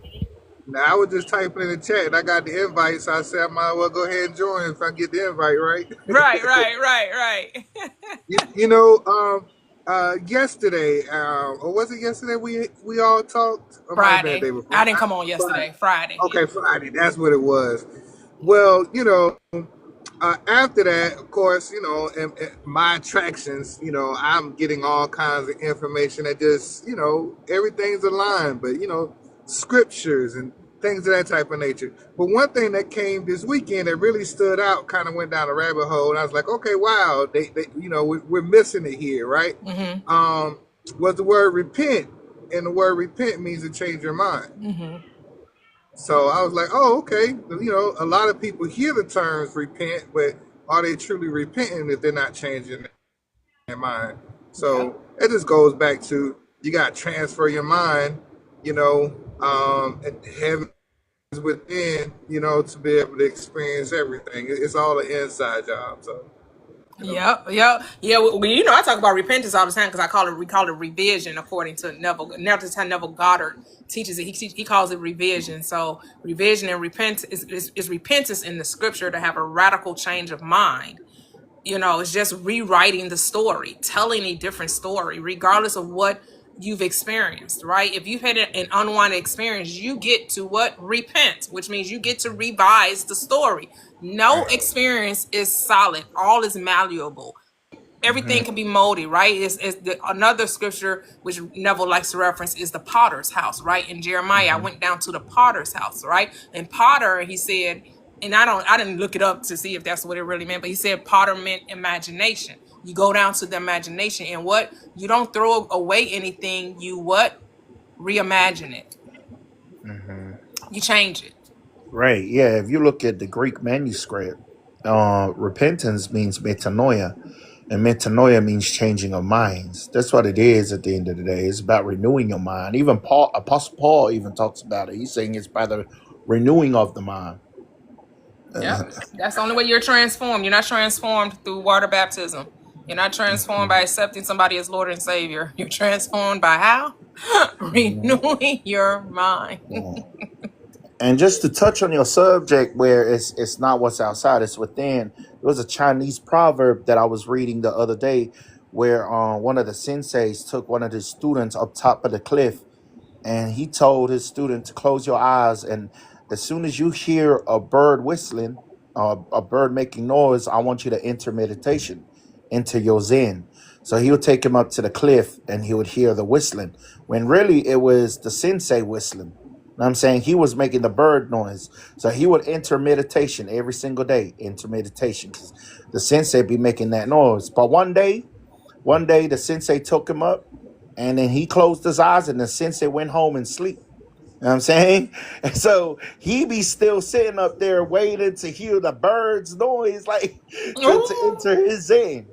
He was waiting. So the sensei went there the next day. He's still out there frustrated as hell, like trying to hear the bird. You know what I'm saying? And then the sensei told him to take off his blindfold and said the whole time you were waiting to hear a bird to enter your zen, when really you're entering the zen regardless of the sound. You just you relied on that bird noise to feel like that gives me the power to enter my zen. Giving you permission, looking for permission. Exactly. Looking for permission to enter the trance. Yep. They just let you know you got to stop looking at the external things to be the cause or the reason for Yeah, it's like anything. those people that got a lucky ring. You know what I'm saying? If I wear my lucky shoes today, or I wear my lucky ring today, all of a sudden, man, I was playing basketball really good, and you know what I'm saying? Like I found a penny on the ground, and my day went amazing. It's not the penny that made your day amazing. It's that when you saw that penny, you believed that it would make your day amazing. Yep. Believed that part. You believed it to be so. So it was. Exactly. And you set Yeah, the tone for the day.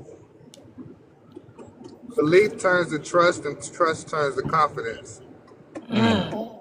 Right. Being confident of this very thing. He that has begun a good work in you is able to perform it at the day of Jesus Christ.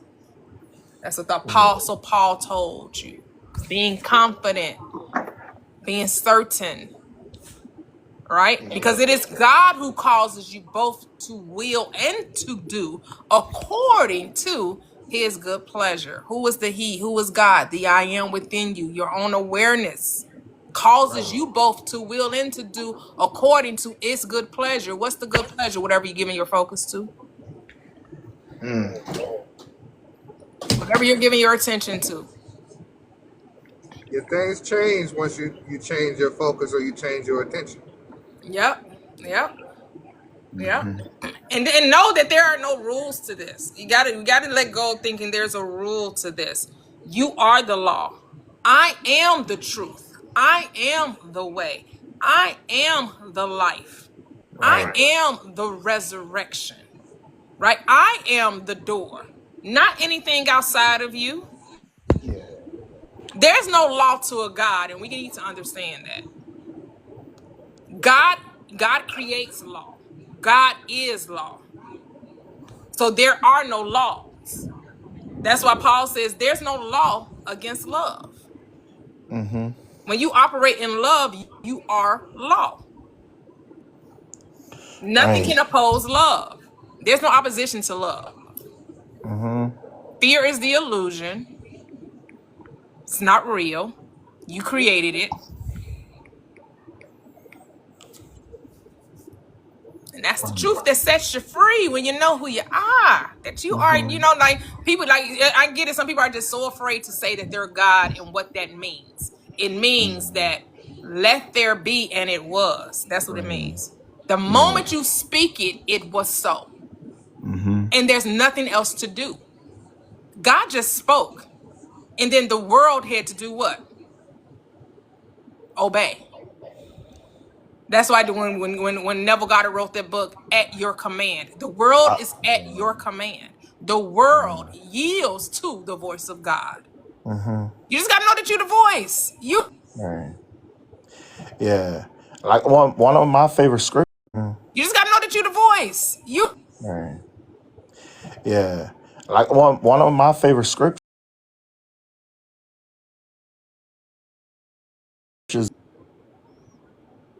Oh yeah, that's what my book is Yeah. based on.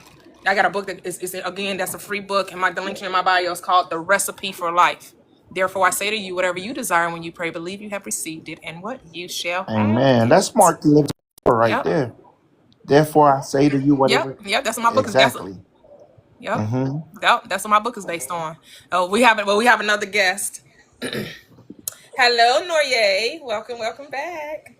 Hey everybody, hope everybody's doing well today. Hello. Yes, yes. All Well, is good. and it always is, right? Mm-hmm.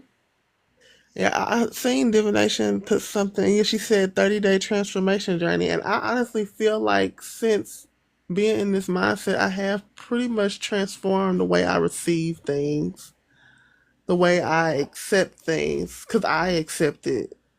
If I don't accept it, as a certain way, then it doesn't have to be.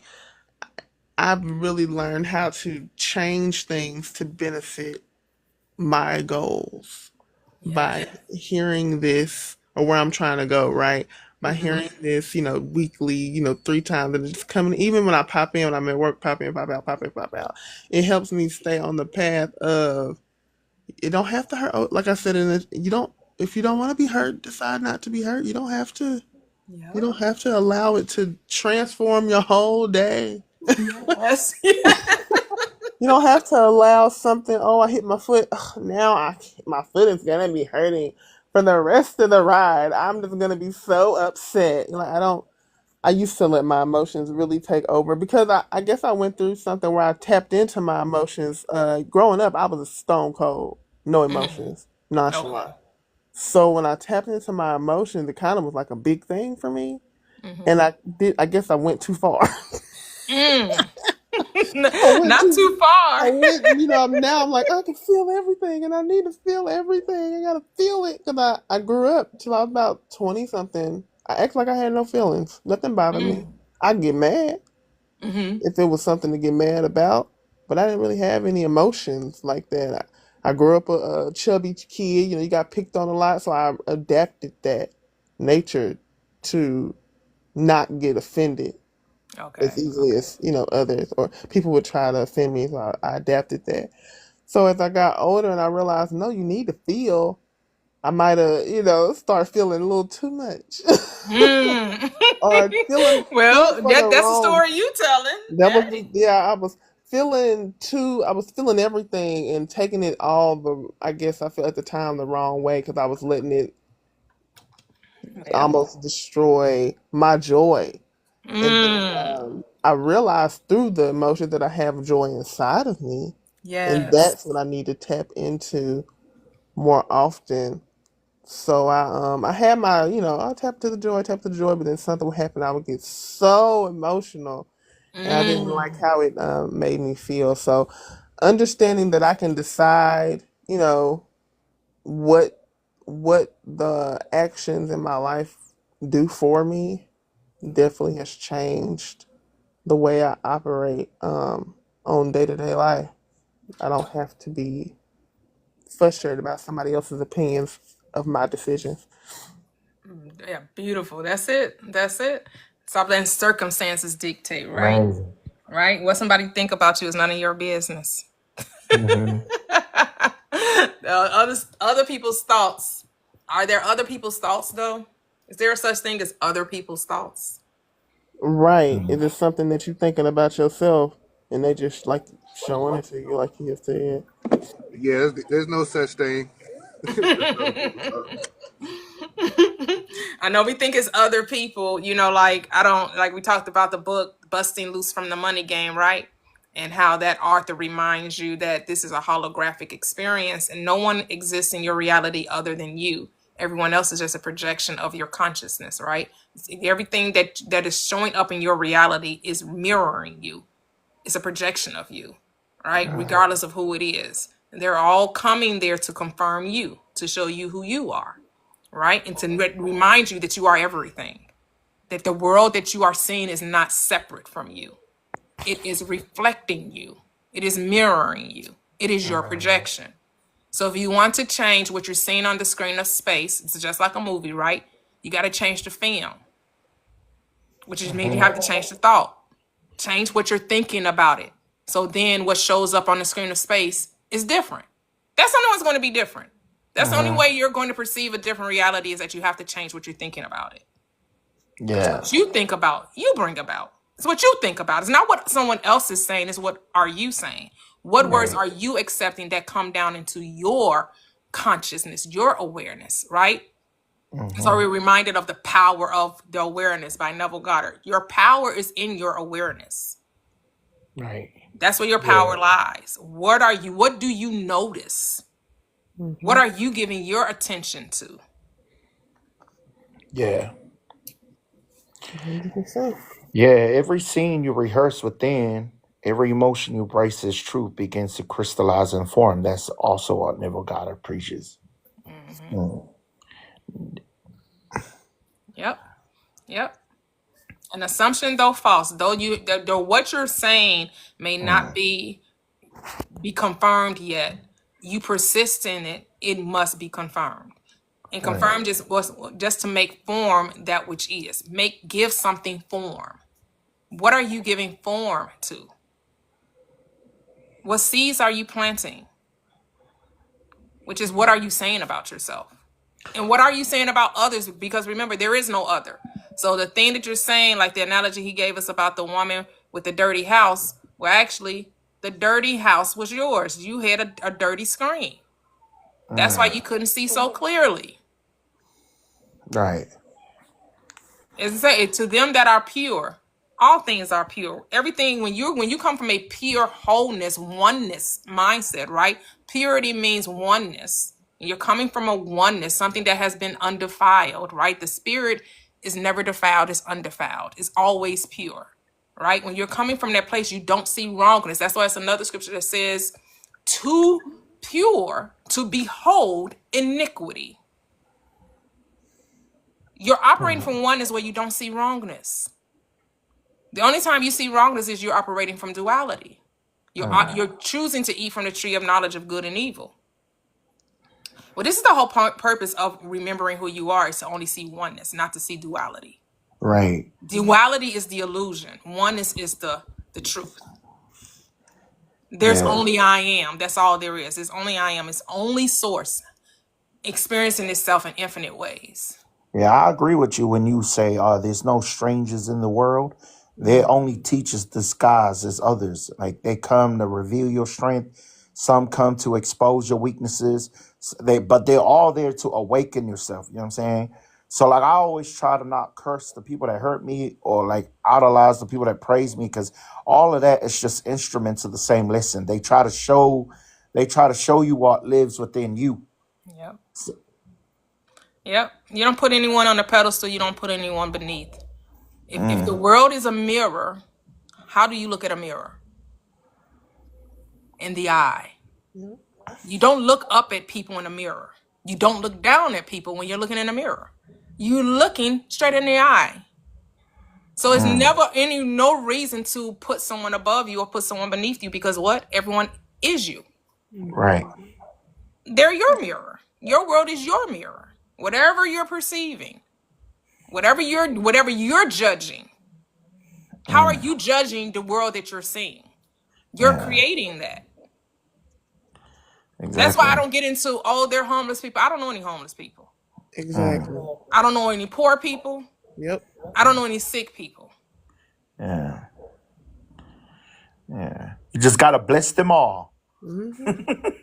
They're only in states of consciousness. Right. That's it. And our job is to what? Lift them out of the states of consciousness. It's not what we say to them, it's what we know about them. Right. Because we think it's what you say, but it's what you know. And you know a thing through what? Experience. And so just know it in consciousness, and then what? It has to be expressed in form. Like you did with your grandmother, right? Or your aunt, right? Having your aunt see health, know health, experience health now, not later, now. So what would it feel like to have to know when the doctor comes and tells you it's all gone?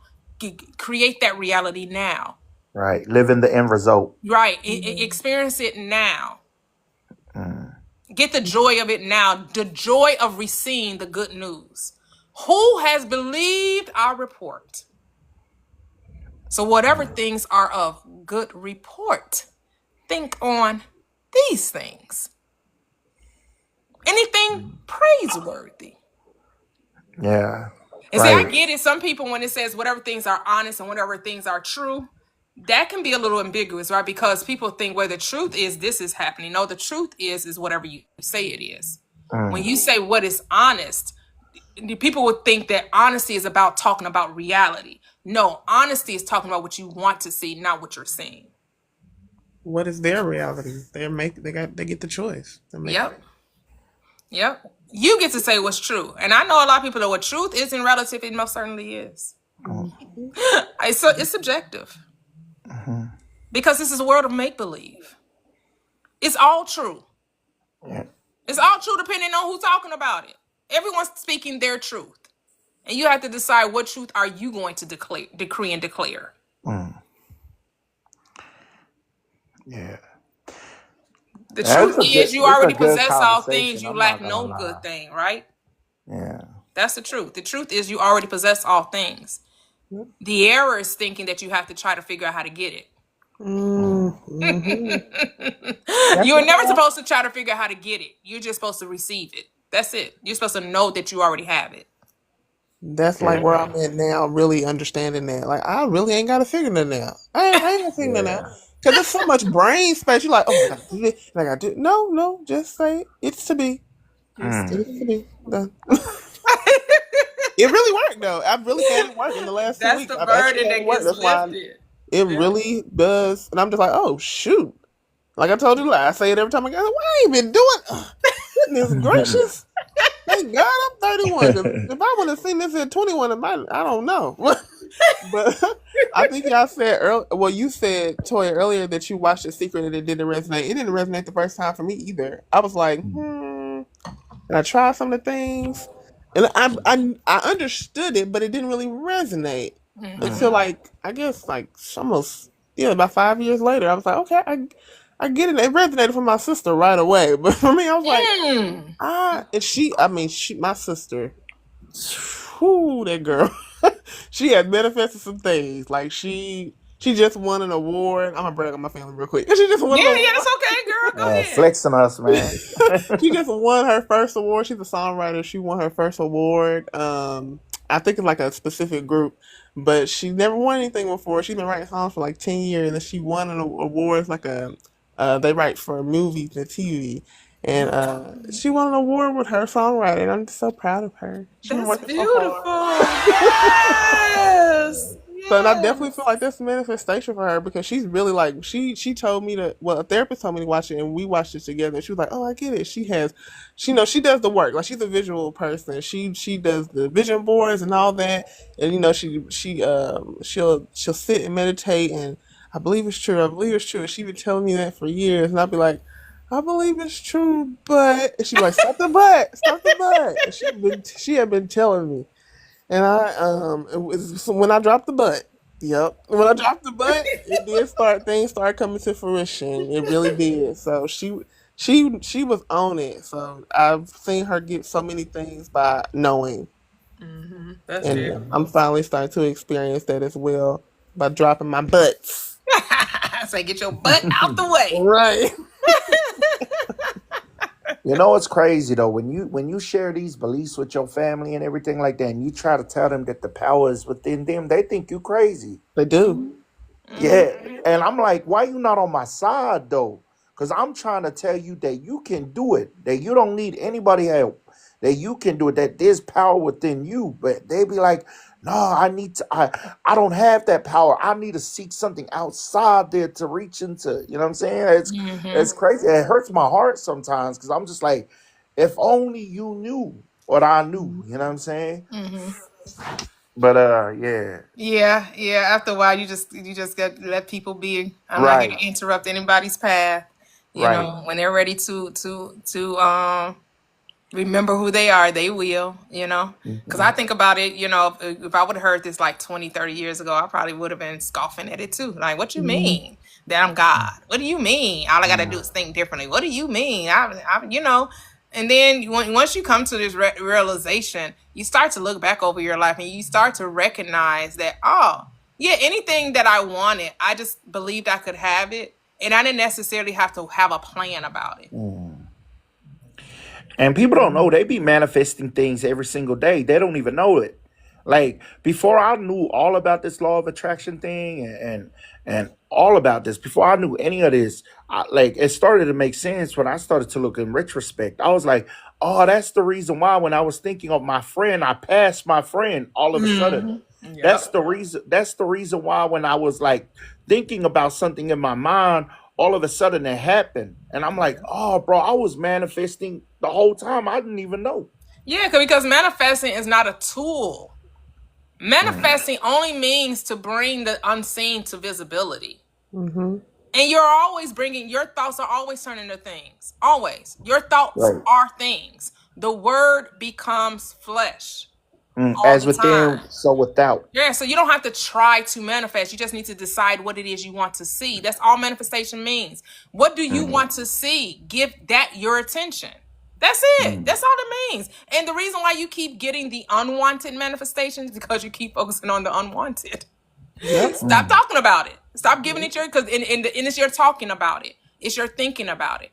It's recognizing your private inner conversations, the conversation that you're having when no one else is around, and also those impromptu conversations, the ones that you're not rehearsed in, when you're at the store, or you're at, you're at work and everybody gets to talking about money. What do you say when everybody else talking about, oh girl, yeah, I went in and that just costs too much, and I can't believe they asked for that amount. What? How do you contribute to that conversation? Do you get it mm. along with them? Be like, yeah, yeah, girl, I know, right? Ain't that too much? I can't believe they asked her. Oh, really? We speaking of black when we just said we was abundant. We did our Right. affirmations of abundant for 10 minutes before we went out that door, and as soon as we got in a conversation about money, we started talking about lack. Lord, that Your it's so natural. Everybody be like, "Oh, I ain't got it. You ain't got it. I got it. I don't know what you're talking about." Girl, when people I be talking on the phone, people that get talking about, I said, like somebody was talking about rent and all that. I said, girl, that just means you need to make more money. Like, I don't know, tell you. Or somebody Yeah, else is like, yeah, the inflation is real. Not in my house. I don't know about yeah. inflation. It I ain't real don't. for me. I don't Yeah, amen lack. yeah. I'm Yeah, aware. What is Mm. I don't know what you're talking about. It's good over here. The cup runs Um, over here. exactly? That's what I've been mm, doing lately. I said, people, I don't care if I'm getting on your nerves. I'm gonna say it for you too. You got it. You ain't. Don't for that. We got it. It's okay. uh, mm. You got to pay attention. That's the awareness, right? You're talking about, oh, I see myself married. I see myself in a wonderful relationship. And as soon as somebody starts talking about problems in relationships, you amen in it. Really? Right on it. Really? How we amen in difficulties in relationship when you talking about something you want a symbiotic, loving, nurturing type love relationship, and as soon as people start talking about relationship, you all with it. Yeah, girl, I know. Every relationship means something else, ain't they? Oh my goodness, yeah, women are trifling. Oh my goodness, black men. Really? Really? Woo, woo. Really? Oh, okay. That's how you, right? You say, out of the heart, the mouth speaks. Mm. Out of the heart, the mouth speaks. It's so normal. It's so normal for people to do that, and I used to always wonder why is it so normal? Because that's I used. I mean, of course, you get into that conversation, but you start to ask yourself, okay, if I want to be in a relationship, why do I talk about you know all the men? I said, I hope he don't do this. I hope. Why you worried about if he gonna do it or not? People go in looking for Mm. red flags. I'm like, what? Because they think Yeah, that's being And real. you know what you seek for, you find. yeah. The very And thing you, you think you're looking for, oh, you gonna find it. Yeah. Now here I am. Because guess what? You're creating it. and you usually can tell what somebody's thinking in it just by looking at their social media. Like what they post, you can already tell what's going through their mind. So if they're constantly like posting stuff like, oh, you know what I'm saying, being single, I like all guys are toxic, I'm not getting this Lord. relationship, like saying, man, everybody be cheating on me. Whew. That's going through their brain constantly. You know what I mean? And that's why it keeps happening to them. I'll be like, how Right. do these girls keep getting cheated on?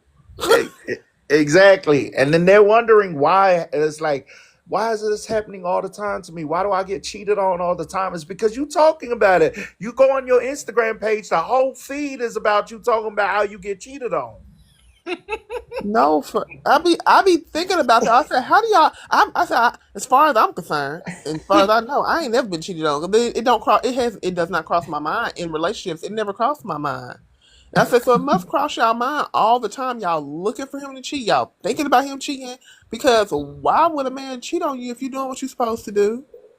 If you're doing what if you're providing what's necessary is what as far as you feel like is necessary, what is the cheating for? Why you keep finding these type of guys? Because you're thinking about it 24/7. Well, that's because Right. people get into the race mind, right? The race mind, the collective consciousness says what? All men are dogs. Relationships are hard. Women are gold diggers, or Oh, They're they're for the streets. yeah, yeah, so and Yeah. so I recognize that I used to do the same thing, which is before I met my husband, I had to change my mindset because I was attracting the same type of person, and I was like, and I had to do a self, and this is before I even knew about the law. I just came to the realization, oh, I'm the problem. I'm the common denominator in these relationships. So I was like, Right. if I want a good man, I cannot say that all men are dogs. I can't say that all men are cheat, because I was coming from this place like men have no emotions. They're like emotionless people that just go out, they just gonna do what they want to do and not consider other people's feelings, right? I had to change my perspective regarding that. And once I Right. had that aha moment, it was like, oh, I'm a good woman, so I deserve a good man. So I stopped saying that all men was anything. Because first of all, I don't know all men. The right. amount of men that I know is so insignificant compared to To how many all. men are out there, right? Mm. I know such a small number. So when Yeah. we generalize in that way, right, we're just creating the reality we don't want to experience because Hmm. you don't know all men. Like if they have, like really, like you may go Yeah. back from when you from your family and when you enter school, the school system, right, Yeah. and the different type of men that you came across throughout your life, right. That's still such a small fragment of You the Right. don't amount of really know men all that those actually men. exist in this world. But Hmm. because you let someone else's experience determine your reality. Right. And you are the Well, common all denominator. I hear about is negative. Yep. All I hear that relationship. When you hear about marriages, what do we mostly hear about marriages? That they're hard. Mm. Yeah. It That's takes what they say. work. You have to Yeah. sacrifice. You have to compromise. You Right? lock down. It's a ball and chain. Right. Yeah. You don't You hear, gotta do and for then when your you do hear husband. positive things, You gotta what do get a they say? prenup. What? Right? No. When you hear positive things, what do they say? Oh, you wait and find out. It's good now. Oh, it's Yeah. good now. But just wait, just wait. Oh, Right. that's just his that's just his representative. He ain't really showed you. Like people really Representative. think that if you think good thing, that you really say that Right. your marriage is really wonderful. Hmm. Yeah. Waiting for you to be like that smoke and mirrors. That ain't real. Y'all just front in front of the ground.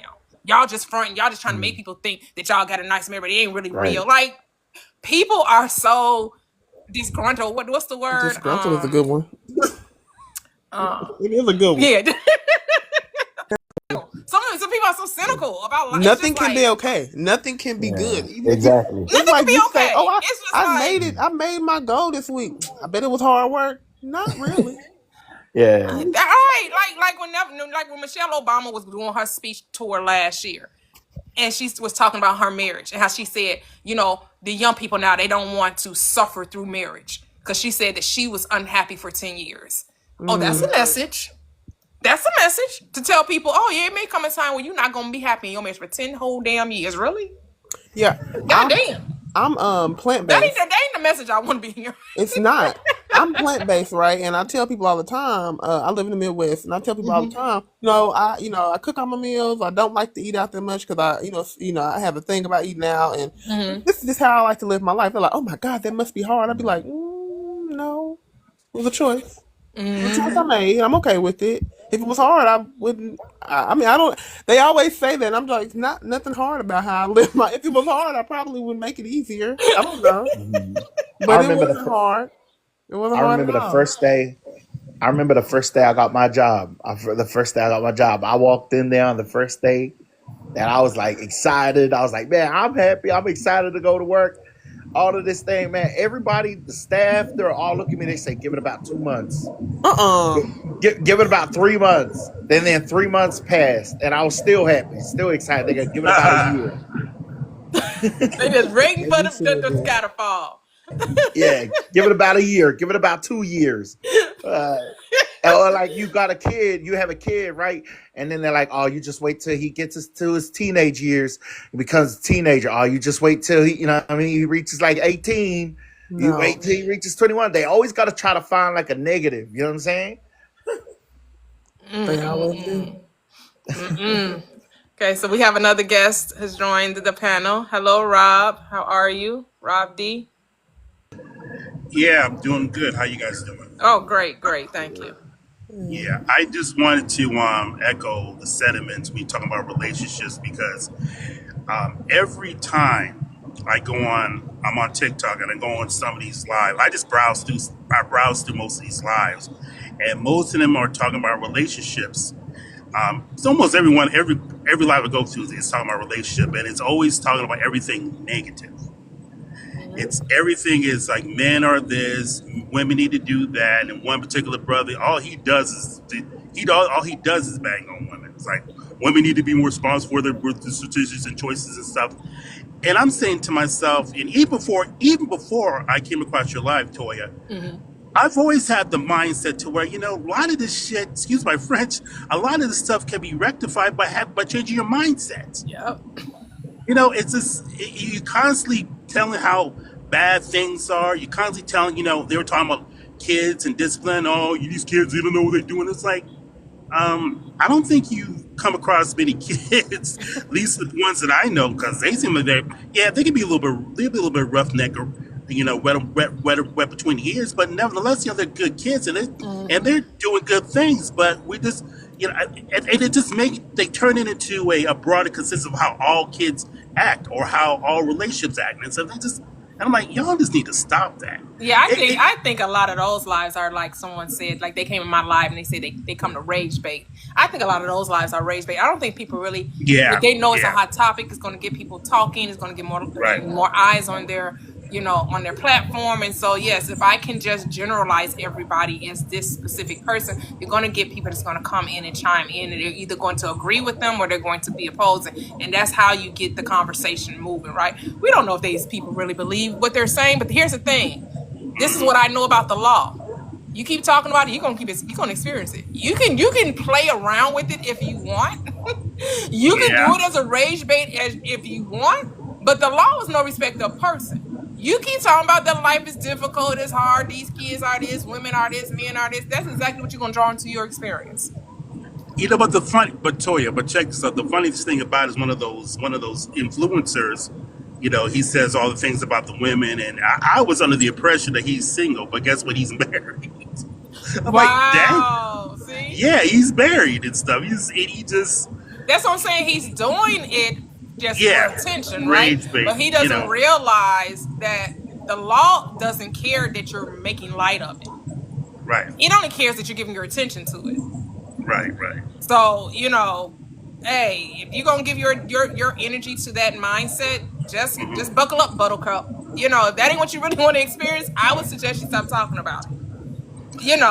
People don't know that that's how the law works. The law of mind doesn't care. It just cares what you're giving your attention to. Yeah, and that's really good because I've come across your live. I've been on it for a few months now, and I really enjoy your input.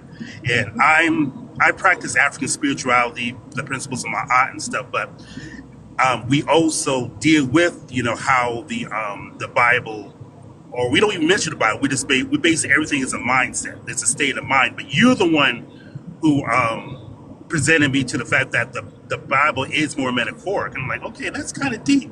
I can kind of understand that. So, and it's just like, and I guess because everybody takes the Bible so literal, that's why you have these consistent problems over and over again. Yeah. And just like this stuff, like the late Mary Carrara, Richard Byrd, thoughts held in mind produce after their kind. That I keep repeating that every time I go on some of these lives, and even your live. It's like it's all the mindset. It's just like you just got to, take the time to reflect on it and stuff, and not look at everything as completely literal, Yep. So The world is mental. Everything is mental. yes, Everything proceeds from thought. yes, Right? Everything proceeds with thought. I mean, you could talk about not being your thought, but guess what? You have them. right. So choose which ones you're gonna entertain. That's I right. don't get into you are your thought, you're not your thought. Guess what? You having them. And you need to Mm-hmm. decide which ones you're gonna entertain. That's all I Right, know. right, That's what exactly. I do know. So unless you finna walk around here with absolutely no thought, tell me how that works. That you can actually live this world without having any thoughts ever. Yeah, Okay, I'm not saying it can't be done, but like all things are possible. But it you is. know, Well, it'll be very, very difficult. to walk around with never having a thought about anything. Yeah, Okay. absolutely. But thank you. I really appreciate it. I just want to come up and say that. You guys Okay. have a good Sunday now. You too. You too. Thank you. Thank you. Yes, it's absolutely possible. Right. Right. Right. But it's a, But your words are thoughts. So unless you're not talking to yourself or to anyone else, I don't see how you're having a thoughtless life, because you're always either communing with yourself or you're communicating with others. Go ahead, Latoxic. no, I was just sorry. I was just gonna say that. What do they say that energy? Wait, shoot, energy goes where attention flows, or something like that. Yeah, that's all I said. Oh, okay. Yep. Yep. Yep. Because either you're receiving thought or you're giving the thought, right? Because the giver and the receiver are both the same, right? So if you're creating videos, making videos, if you're on a platform, not on, you know what I'm saying? You're watching TV, unless you're going to live in a cave the rest of your life, but even then, living in a cave the rest of your, I mean, like monks, right? They're going to these deep silent meditations and and you were going off into a cave, right? And you're not, I think we came here to experience this life, not to be closed off from it, right? But again, it's infinite ways to express this, but I don't see why we have to give up anything to experience this life, right? Like, other than limitations, other than, there are things that you need to let go of if you want to experience something different. But here's the caveat with that. You don't have to do anything. There's no have to do. It's whatever you're choosing.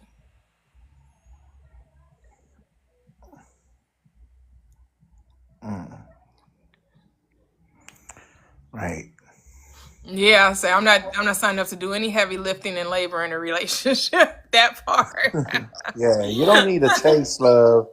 I always say you don't need to chase love. You need to awaken to the fact that you are love. The That moment part. you embody it, it shows up. So good. Yes. My sister used to say you find it when you least expect it. Not really least expect it, but when you let go and just let it be, Hmm. and it will come to you. And I feel like that's how Yeah. my person came to me. That's why I appreciate the relationship Hmm. so much, because I wasn't so stressed out. Yeah. It just happened, just flowed. And I was like, oh, I like you a little bit. Oh, Mm. we like each other. Oh, shoot, we're like that. Right. Yeah. Oh, Yeah. we love Love. each Like. other. Oh, Like, if a person comes into your life, they're not supposed to give you love because you are supposed to already have it. yeah.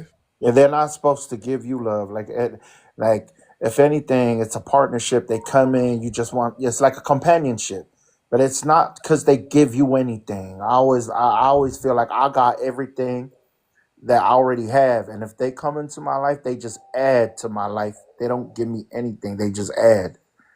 I You mean, shouldn't feel that weight. Yeah, you shouldn't be like, I have to love you right, this way. Y'all come together in harmony and peace and appreciate one another, and then it just flows. It don't yeah, have to be hard and heavy lifting, like Snoop said. It shouldn't be hard and heavy right, lifting unless yeah. that's what you want it to be. Then Yeah, the that's moment I hear somebody say, "Oh, if I lose this person, I don't know what to do." mm, Like, if they leave me, I'm gonna leave this earth. I'll be unalive. Like, they say these things. I'm like, that's crazy. Yeah. That's crazy to feel like you put this huge responsibility on this person, feeling like they are your happiness. They are responsible for you, for you to be, to be happy. It's crazy that starts with you. Yeah, people think happiness is an outside job, that joy comes from the outside. The joy only comes from within. Your partner, whoever is in your experience, whether you're your partner in whatever level of relationship you are, everyone is just mirroring you. They're just a reflection of who you say you are, right? The Right. love finds love. The loveless never finds it. And it's, like you said, it's just recognition that you are love. So what love has to see love? Love attracts love. How could love attract the opposite of itself? It doesn't. Yeah. Love is only going to bring forth love, right? And so love is appreciation. Love is acceptance. That's what love is. That you accept this expression of you without needing it to be different. Right? We don't, because here's my thing. A lot of people get into relationships and try to make people over.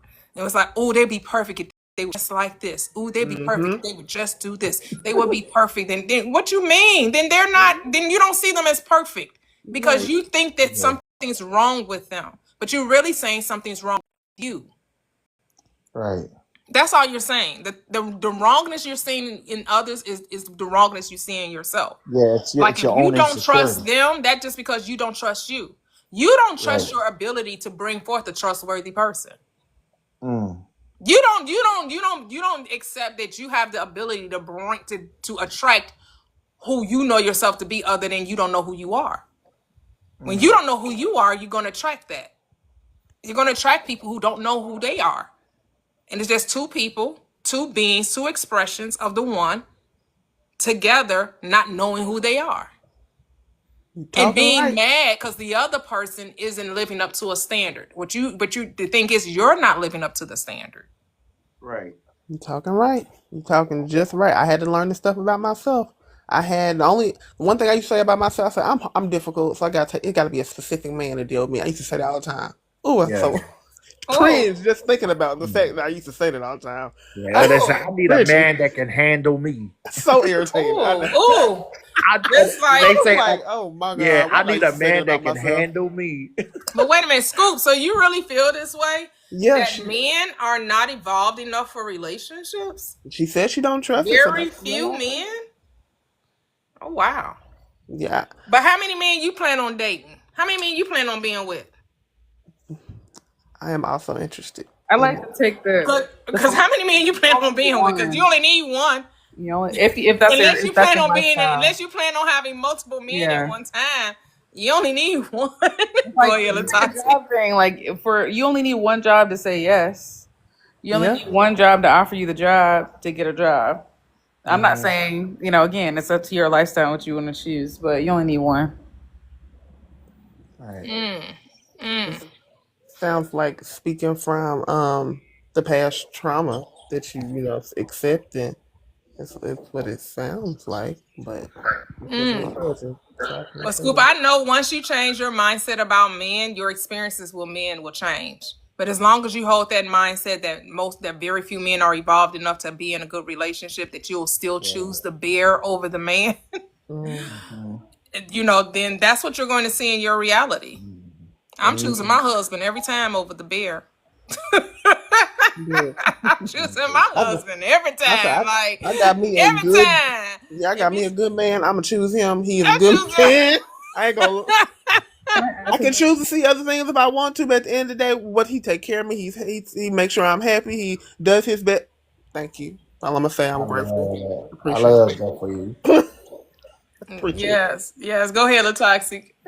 No, I was just gonna say that I totally understand where Scoop is coming from. Um, so I don't want to, pile on, but I think what helped me was to say that the men around me, the men who I encounter, the men that I experience a certain type of person. I experience that certain type of man, and that helped me. It was too much for me to say all men were. It was too much. It was too big. It was not. It was not helpful for me. But I tried to switch around. The affirmation was to say that the men that I experience, the men that I'm around, the men that I encounter, the men that's my experience with the men that I encounter. That helped me transition into being open to Hmm. experience a different type of person. Yep. Yep. Yeah. Yep. I mean, Have you? because you're not going to experience anything different as long as you have that mindset. As long as you Hmm. keep the mindset that men are, difficult, that men, they're, misogynistic, they're chauvinistic, they're all about them, and they really don't know how to give or to nurture or to, be considerate and loving. If you can't see that, then you'll never experience it. Yeah. And that's I okay. like. Here's the I found thing. my. You get to have that. And there's no Mm, wrongness in it. Yep. right. I found my fiance because I followed this thing called the love list. Have you heard of that? The love list. Where, so the love list is basically because I was talking to one of my mentors and he said I want you to write a list of what you want in a woman.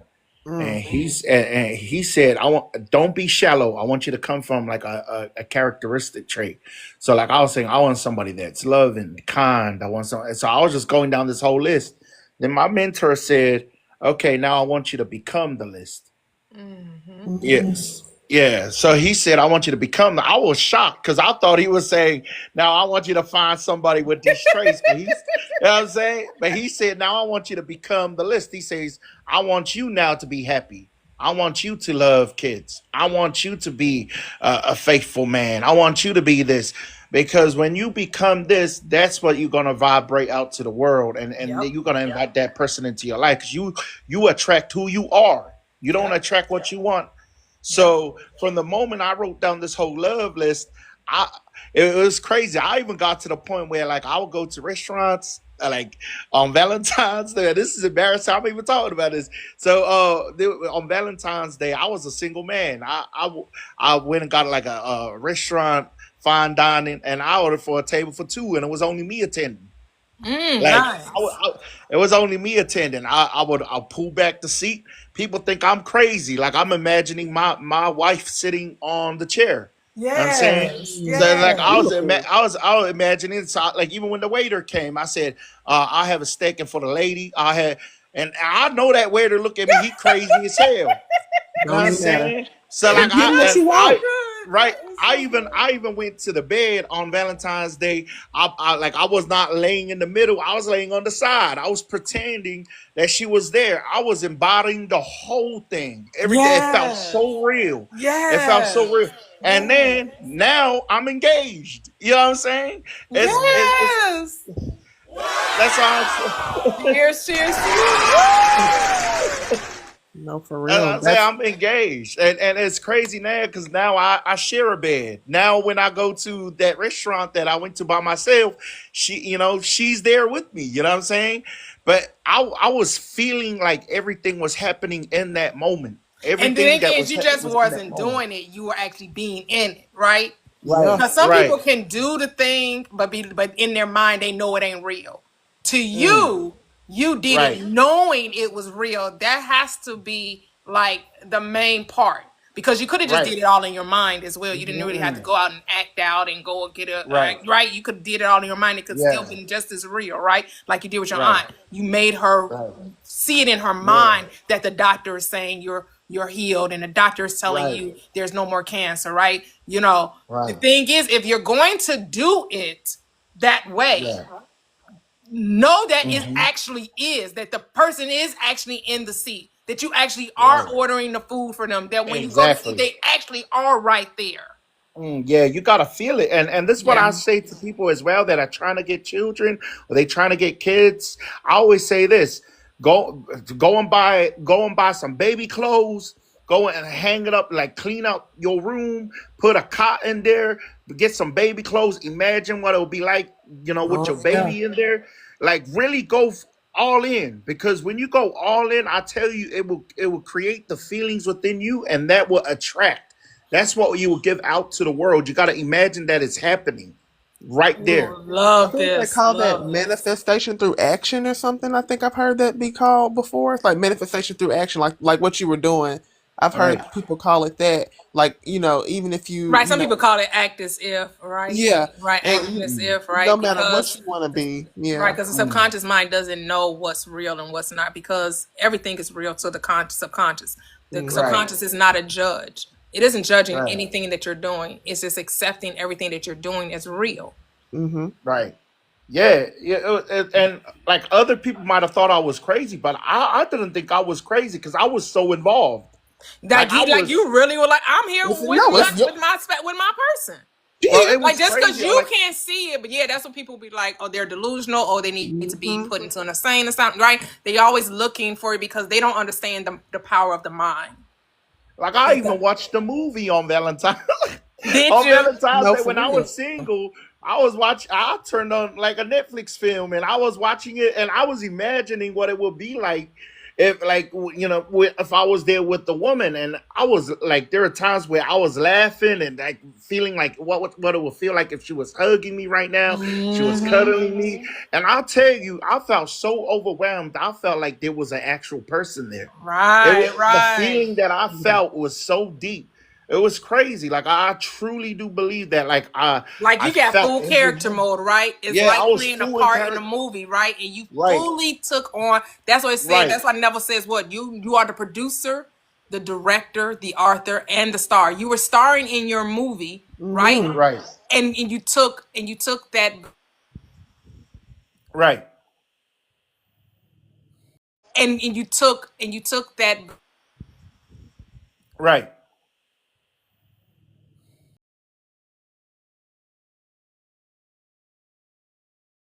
Lost you that that's answer too. beautiful.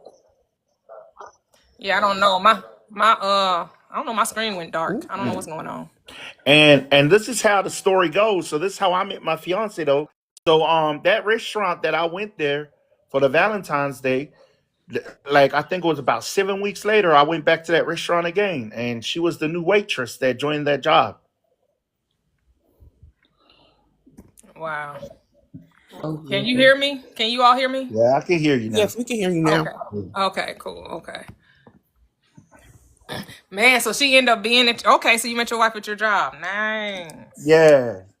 At that restaurant that I went there by myself with, you know what I'm saying? So that restaurant that I went to by myself, just like full on imagination. I went there 7 weeks later with a couple of friends. We went there to eat, and she just got into that job. She was there for a week. Wow. That's beautiful. That's beautiful. Man, that's what I said. Like go full on, like you said. Go ahead and put all of it. It's like Neville Goddard talks about this one scripture in the Bible. I don't know where it's found. He says, as the deer pants after the water brook, so my heart pants after you, right? Like the deer is willing to risk all to get to that water brook, right? To get to have its thirst for a field. You didn't care what other people thought about what you were doing. Mm, You let go of all judgment. right, That's the place we have to be in. That we have to be not care what other people are thinking because again, there are no other people. Yeah. mm, Nobody actually existed in that reality that you had created.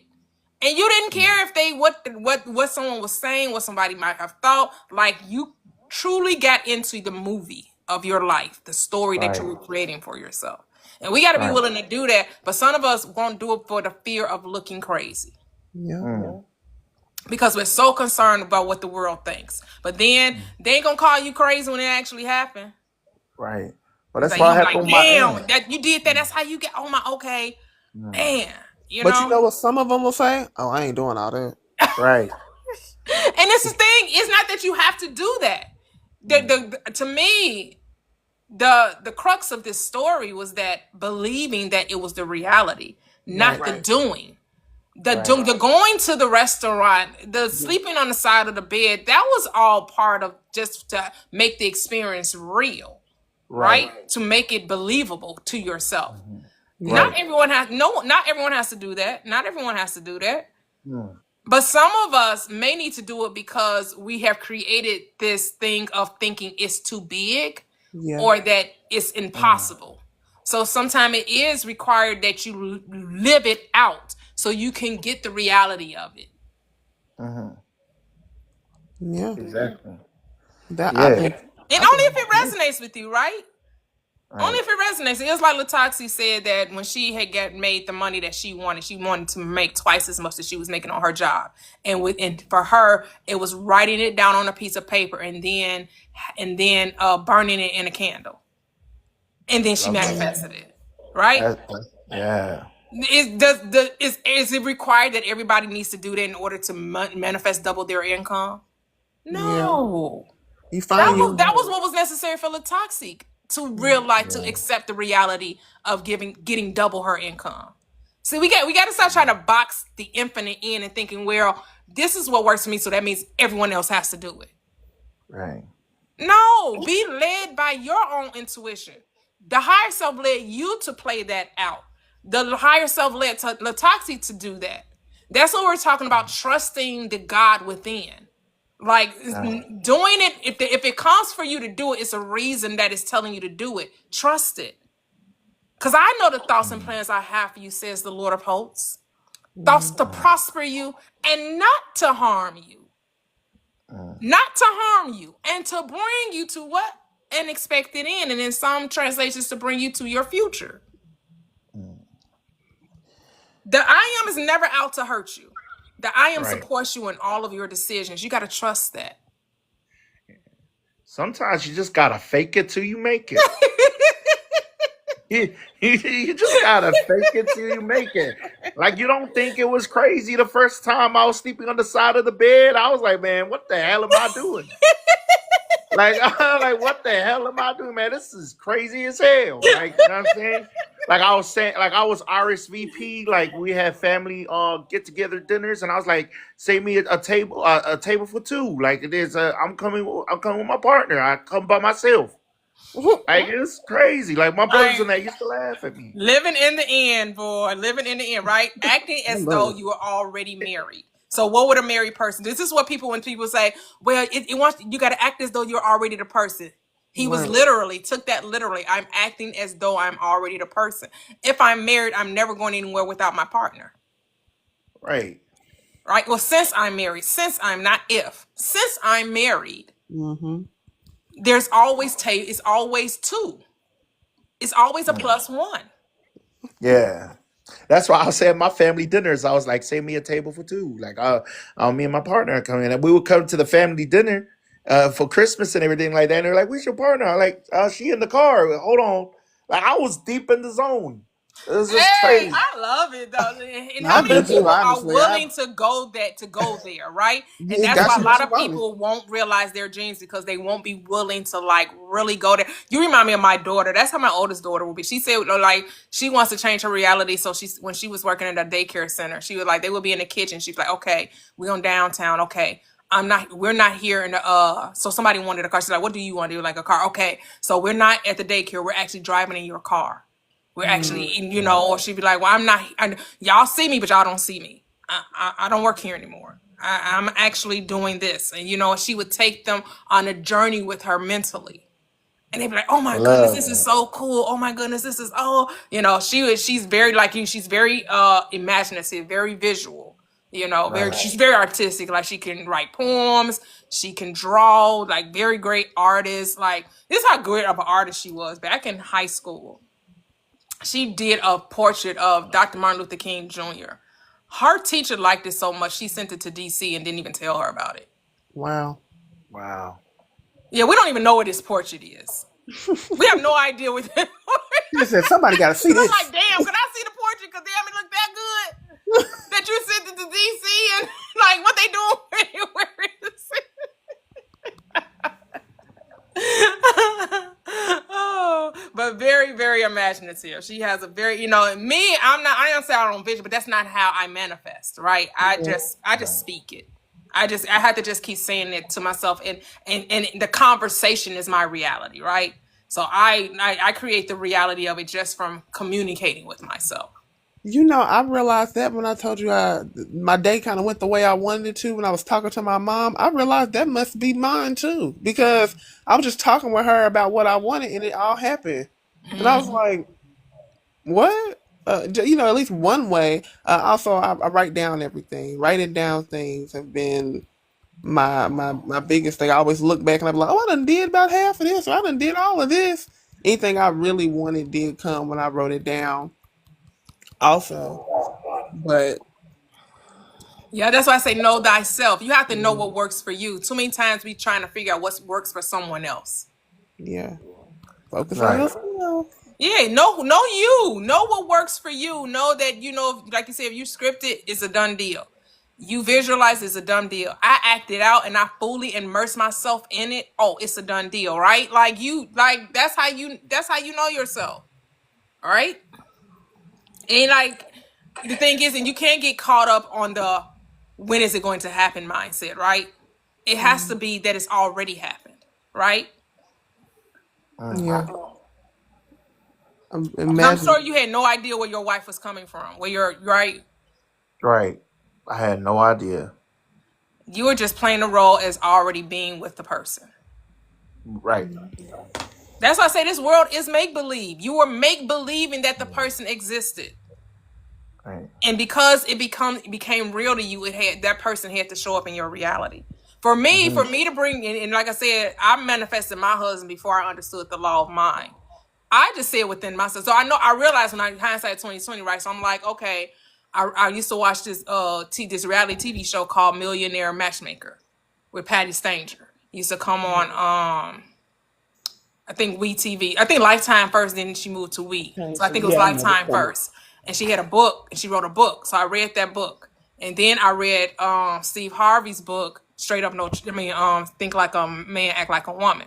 And his book just showed me, this is a lot of gameplay. That ain't what I want. I'm not looking to play games. I'm looking to be, whatever. So the only thing I got from him, it was like, high five non-negotiables, things that you are not going to settle on, that you don't need to change who you are in order to manifest the desire, right? And through that, I was like, okay, I deserve a good man. That's all I said to myself. Once that like really resonated with me, like I deserve a good man, that's when my husband came into my experience. It's amazing. I just decided that I deserved a good man, and that was it. And then he came. It was so easy. Like we met on a dating app. Because here's the thing, I was already using a dating app, but that dating app I was still operating from that mindset. All that I'm really not gonna find anybody. Me and our son. I still hit that mentality. But once I flipped the switch that all men cannot be dogs if I want one. If I want a good man, then that means all men cannot be dogs. That means that there has to be good men out there if I want a good one. So once I decided that was a possibility,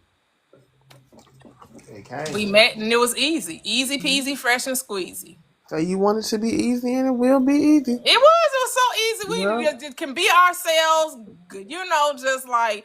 And he said that his former relationship, he felt like he couldn't be himself. The lady will always be telling him, "Oh, you too this, you too that. You need to stop doing it. You too goofy," that type of thing. And it's just like I like goofy. I like being, not that goofy. That was her words, not mine. To More. me, he just made me laugh. He was like real funny to me, just real humorous, and and he loved that he could make me laugh with just little simple stuff, whatever.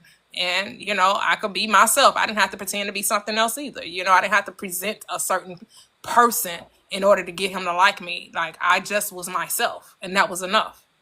And that's what you want. You don't want to put on airs. You don't want to have to try to be something that you're not and to get somebody to like you. Right. You should never work in a relationship. Right. You should never feel like you're working. Nope. That is No. true. So when people talk about, marriage is it's not a compromise. I've been married 10 years. I don't have to compromise. I don't have to sacrifice anything. I didn't have to change anything about me, and I didn't have to change anything about him. Now in relationships, do you tell someone, I would prefer if you did this, I prefer you did that, right? And because, the person, they don't have to change, but if they're willing to, they can. Not necessarily change, but you're just telling somebody what you prefer, right? Right. And because they love you, they're going to do it for you, just like you would do it for them, right? And you don't feel like it's a changing you. It's just you're recognizing what they like, and you're going to, abide by that. And you're recognizing what they like, and you're going to give them that. That's all. Yeah. And that's just communication at the end of the Right. day. That's all Yeah. that is. I mean, Yeah, because because sometimes we want people to be mind readers. it can't do that. You got to say what you want. You got to say what you want. And my thing is, don't ask somebody to do something you wouldn't do. Right. Because some people be asking for things that they themselves wouldn't do. So then why you going to try to get it from someone else? If you're not going to give it to yourself, why are you trying to get someone else to give it to you? That's true. That's what I was. I remember when I met the man I'm with now. I was. I said I online dated for a long time. Like really, my whole dating experience was online, and I don't know. It just after the pandemic, it just seemed like it was. I said I don't think I should do this anymore. I said I want to meet somebody in person. I want us to just be cool and meet out in person. And then I met this guy. We was friends for a year, and then a year came, and he said, I like you. And I was like, you like me? Aw. I was like, huh? We've been friends this whole time. And I was like, what? You really? I Aw. was so confused. Because we've been like Oh, because kicking you it wasn't like seeing him as a love interest at I first. wasn't at Okay. all. 0%. I was just, this is he's a nice man. I had seen him dating and stuff, and I was like, hey, he's a nice man. These girls are weird, Oh, okay. or Okay. whatever. I'm just like, oh, you're nice. And then when he told me he lied, I said, what? Huh? I was so confused. I was so shocked. And we 2 years in now, but it's the best. It's the best relationship ever because we were friends, and that's what I told myself. I want to be friends with the person I'm with because the last relationship I was with, it really felt like I was just trying to make him feel like we wanted to get married so bad. We just wanted to get Oh, married so bad, but we didn't really like each other. We weren't really in harmony. We just wanted to stop that. We were just tired of the whole thing, and we were gonna settle for each other. That's how it felt, okay. and Okay. it didn't feel real. It felt like it just didn't feel on one accord. For me personally, he may would say different, but for me personally, I can only take responsibility for my feelings. I wouldn't feel right staying with him, knowing that I would kind of not feeling not necessarily how I feel now about who I'm with, but just not feeling whole, I guess. Okay. Okay. Okay. And that's really like where it came from. Like, I don't feel whole. And if I don't feel whole in a relationship, I shouldn't hold you hostage or whatever. Right. Right. Just for the So fear of being alone, right? Because some yes, people will just be with somebody just so they don't feel that's where alone. I was coming from. I will say personally, I know I was coming from. And I was a whole different person when we first got together. But this relationship happened so harmoniously, and we still are. Even when we have what we would say a disagreement, it's still harmonious because we're on the same team. We're on the same team. We want each other to be great, and it shows. And we know it. We know so much about each other just from being friends for that year. Like he knows probably too much, but it's okay. Because I wasn't thinking about him as no type of love issue. You're I'm right, just right. talking like, You dropped your guard, right? You you like, oh, this is, know. this ain't going nowhere. I could be who I am. I'm not trying to, hold It nothing was back. so crazy. So when he said, I said, you like me after everything I told you? And I ain't did nothing too crazy, but I'm just saying I'm being rough. I'm not being like I would when I know I'm dating somebody, but maybe that was the reason why he liked me because I was being so honest and real and I wasn't trying to put on no airs, I guess. Yes, I don't yes. know. But that was the first time I would say with a guy I wasn't trying to put on no airs. Because guys, I've really never had no male friends. I always was dating guys. I come from a family full of women and I have Okay. one brother. So I really had never had no male friends for real. Then I met him and we clicked like that. And it wasn't romantic. You know how when you date somebody when you talking to somebody with the intention that y'all gonna get together, you kind of act different. Or at least Right. maybe you may act different. Try to So in that finagle it. yeah, so in that situation, I was like, "Oh, what's up?" We did work. We worked together because I do music as well. We worked together and all that. And I was like, I'm gonna just keep it with the guys because I ain't trying to bring no stuff into weird relationships into business. So yeah, like I said, we're just friends, but it really works out and it's very helpful.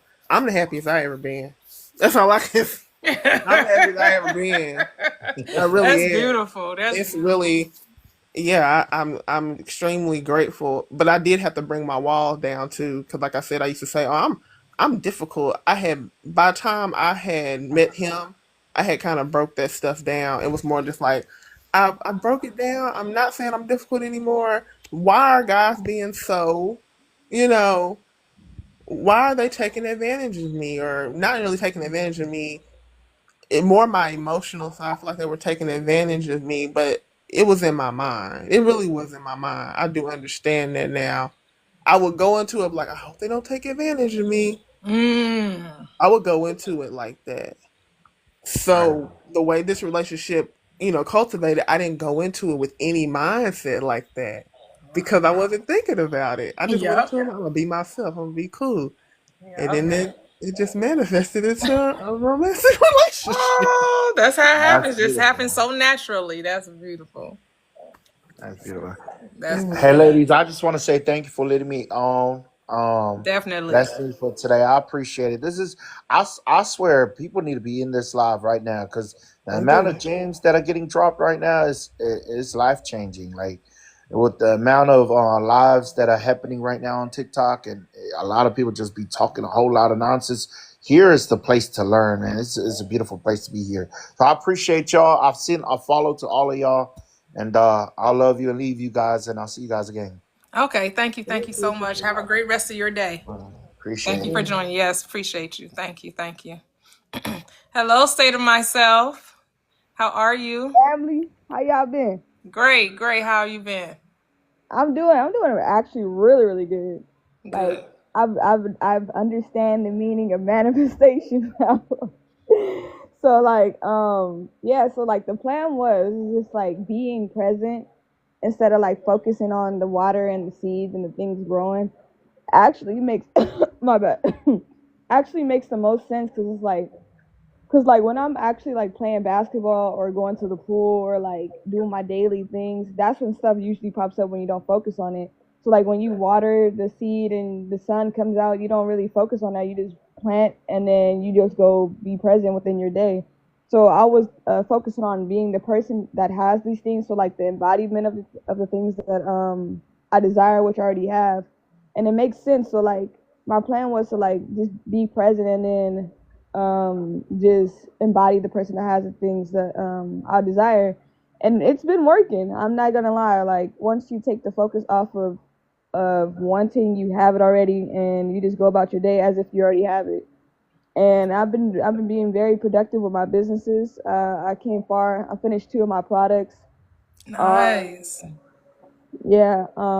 What else happened? I connected with one of my family members, and I was showing. You know how you said like, why haven't your family known? I've been showing my cousin my designs and things, and then she was like, it looks so designer. She was really a fan of it, Oh, that's and cute. I mainly don't really talk to people like that because I don't know. Like when I'm in the zone, I just try to focus on getting everything done, and then the job that I applied for, they just said come down in November. So I'm really like working 2 jobs for the holidays. I ain't trying to, cause everybody want their gift. I know everybody want their gift, but Does everybody want their yeah, gift? yeah, especially my mom, cause her birthday's next month, and I'm Oh, like, okay. mom, I was like, do you want a card? And she got angry, so I was like, she don't want no card. She wants she wants some like Macy's. I already know some Right. pajamas, Okay. Okay. probably some Louis Vuitton. Nobody want no card for their birthday or Christmas. Nobody wants that unless it got like $400 in it, $1,000 in it. So yeah, I got a lot of birthdays, and then I got a brother birthday in December. So it's like, yeah, and then Halloween's coming up because everybody just want to have a good time. They want their bills paid. They want their dreams to come true. So I've been focusing Hmm. on that. But I shared my ideas with my cousin, and then we were just going over. She's kind of like shocked at me. She's like, now you're getting stuff done, because like back then years ago I saw the growth, because I always wanted to do this, but I didn't really focus and believe in myself fully because like circumstances. But I realized, like you said, I created those circumstances, because the person in a mansion can have the same mindset as a person in the hood or in an environment that they don't want to be in. So it all just depends on the mindset. It has nothing to do with the circumstances, environment, people. It has to do Yep. with you and your mindset. So Absolutely. every day I just tell myself, I wake up in my fireplace bed set and I'm in Houston, and I do my day in the life of being that person in Houston. What am I doing? Yes. Taking over all my businesses. Boom. What am I doing? Creating content for my documentary.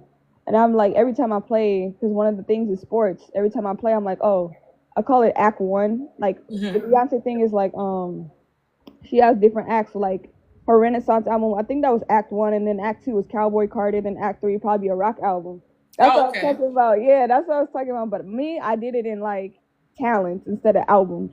Okay. So like, yeah, so I probably got like 6, 7 acts that I was doing. It's already done. That's what I told myself. Instead of wavering, I said, "Oh, I don't know if I'm gonna get all this content." I'm like, it's already done.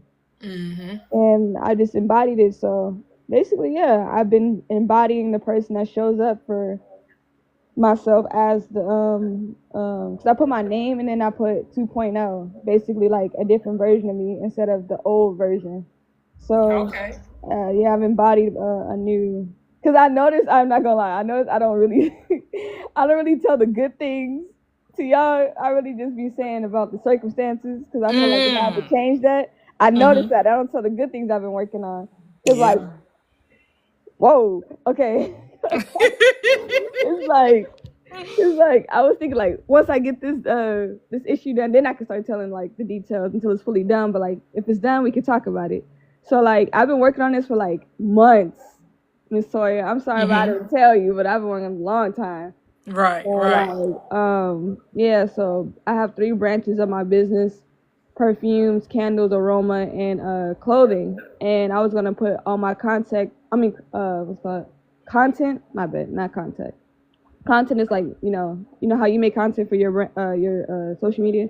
So I was gonna make like content for like each act, do a certain amount of videos, and then just put them on every social media for my brand, and just make a documentary. So something I can show my kids if I decide to have kids, and say, yeah, this mom really did it. Yes, that's beautiful. Yeah, that's beautiful. Make all my dreams come true. Cause it's like, you got one chance. Cause I don't want to be like, that person like, dang, I wish I could have fun and chase my dreams. And cause like, when you get older, like, I wish I could have did that instead of having a family. So good thing I'm getting this out the way. And then when I get older, settle down, like, yep, that was your mom.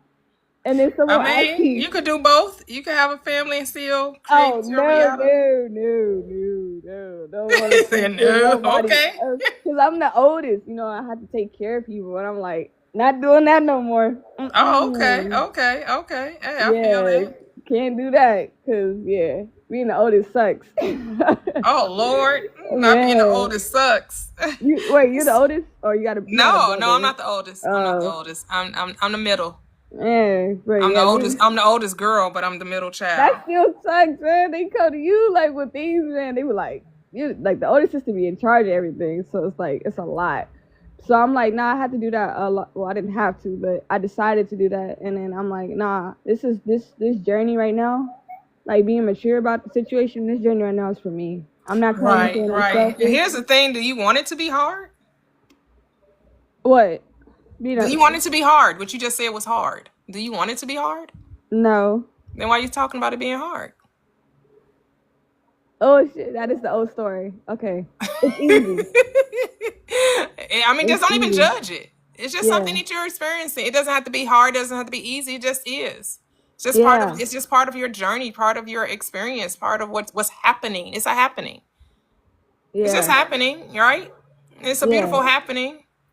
I mean, I like that you're playing it out like your story is similar to the guy that just left, where he was telling about how he manifested his wife, and how he said for Valentine's Day he actually went he made reservations at a really nice restaurant for a table for 2. When he pulled out the seat as though the person was there. He ordered as though the person was there. He slept as though the person was in the bed with him. He watched movies as though the person was there. Yeah. And he felt the reality of it, right? Like the waiter comes and he's like, yes, I'll have this and she'll have that. And there was nobody there. You know what's crazy? Visibly to the waiter, but of course to him, she was there. In his reality, she actually was there. They actually was having a meal together. He said he would go to family events and he would say, oh, make sure you leave 2 spaces for me and my girl. And he would show up by himself. But he would always say it was a +1.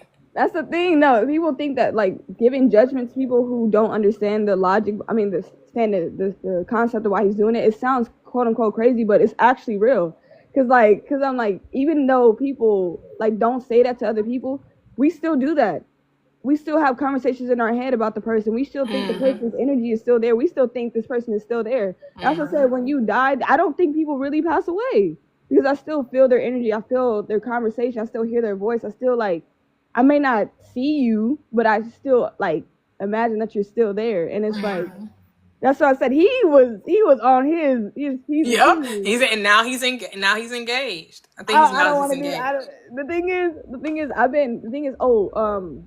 been imagining. So like me, I wanted a Houston nostalgia mansion. So basically, like with all my friends and family, we just like, I take care of my brand. I do my brand, my content, everything, my basketball court, parties and everything. But the thing is, what I really focused on was watching old movies and how it made me feel. So I'm like, okay, because I want to make my life like a bunch of old movies, like having fun with my friends all the time, having parties, like doing like cookouts and like what's it called, road trips all the time, and just have a nostalgia feel. Because I'm a oldie. I like stuff from the past, and I'm like, dang, wouldn't that be crazy if I did that with my friends? Like have the best parties and like have the best fun and like do whatever we want, and we're wealthy. We can do whatever we want. Yeah. Why would that be crazy? That would be normal, actually. Exactly. It's supposed to be happening because that's who you are. You're a multi-billionaire. How would being doing whatever you want to do whenever you want to do it be crazy to a billionaire? It would be your normal. It would be your normal. It will be your normal. I know, right? That's what I'm saying. Do whatever I want. Like, man, like that's crazy. Like, cause like The Hangover, that's a legendary movie. Let's all be real. The Hangover is a legendary movie. What else? House Party. I know you know that one. I know you. I mean, yeah, I saw House Party many years ago. I mean, it's been a long time since I watched it. I never watched The Hangover though. You never watched The Hangover? Hangover. I don't wanna get over the sweetest hangover. You never watched The Hangover? Is crazy. That's a legendary movie. I know you watched. Let me tell you something. This is something you don't know. I don't like what do they call it? Sticks. I don't like movies like that. I don't like overly comedic movies. I like romantic comedies, but overly. I don't like overly comedic. I can't. It just Really? they just be too. They back in the day, I would say they were just too stupid to me. Like they're like the mindset of these things. Like this is something that would never happen in my reality, and I cannot resonate with it because this shit is dumb. But I know it's funny to people, but it's just like I don't relate to it. It ain't my thing. But hey, you know. Think Like a Man was good too. I like Think Like a Man. Like I always wanted a friend group. I like slapstick. Thank you. Yeah, slapstick comedy. Right. Yeah, like Girls Trip. Yeah, like that was like over. No, she was saying like Girls Trip. Divination was saying like Girls Trip. Yeah, it's just like yeah, Girls Trip was over the. Tiffany Haddish. Her role was definitely over the top. Right, just really extra. But you do know some women like that are very extra, right? I just like having a good time. I guess because I don't have white men friends, so I don't understand that. What? Right? I don't have white men friends, so like they're very touchy to me. Like they're overly touchy that's funny. Because my daughter, she said that she was around like she was a minority in a group setting. And she was like, "Oh, y'all really do act like this, that what we be seeing in film." And not saying there's anything wrong with it, not judging it, but you don't know because you're not them. Right. So I don't relate to it because the black men I've been around, they're not that touchy like that. Yeah. Like they don't everything. The jokes that they do isn't always coming from a sexual place, and to me. Theirs come from like when I watch reality TV, right? And a lot of the reality TV, the housewives, the majority is going to be white, right? It's unless you're watching Potomac or Atlanta, but all the other franchises, they're majority white, and specifically Real Housewives of New Jersey. Every time, like they made their husbands, they probably get more airtime than any other husbands in that world. And every time they got together, every joke was always sexual. And they were always like doing stuff in each other's butt and doing. It's just like I'm just like just to me, This like difference between like white y'all do people a and lot. black people is Like y'all completely do a lot. different. Like why y'all just can't be like not touching on each other and talking about the bud and talking about it was all.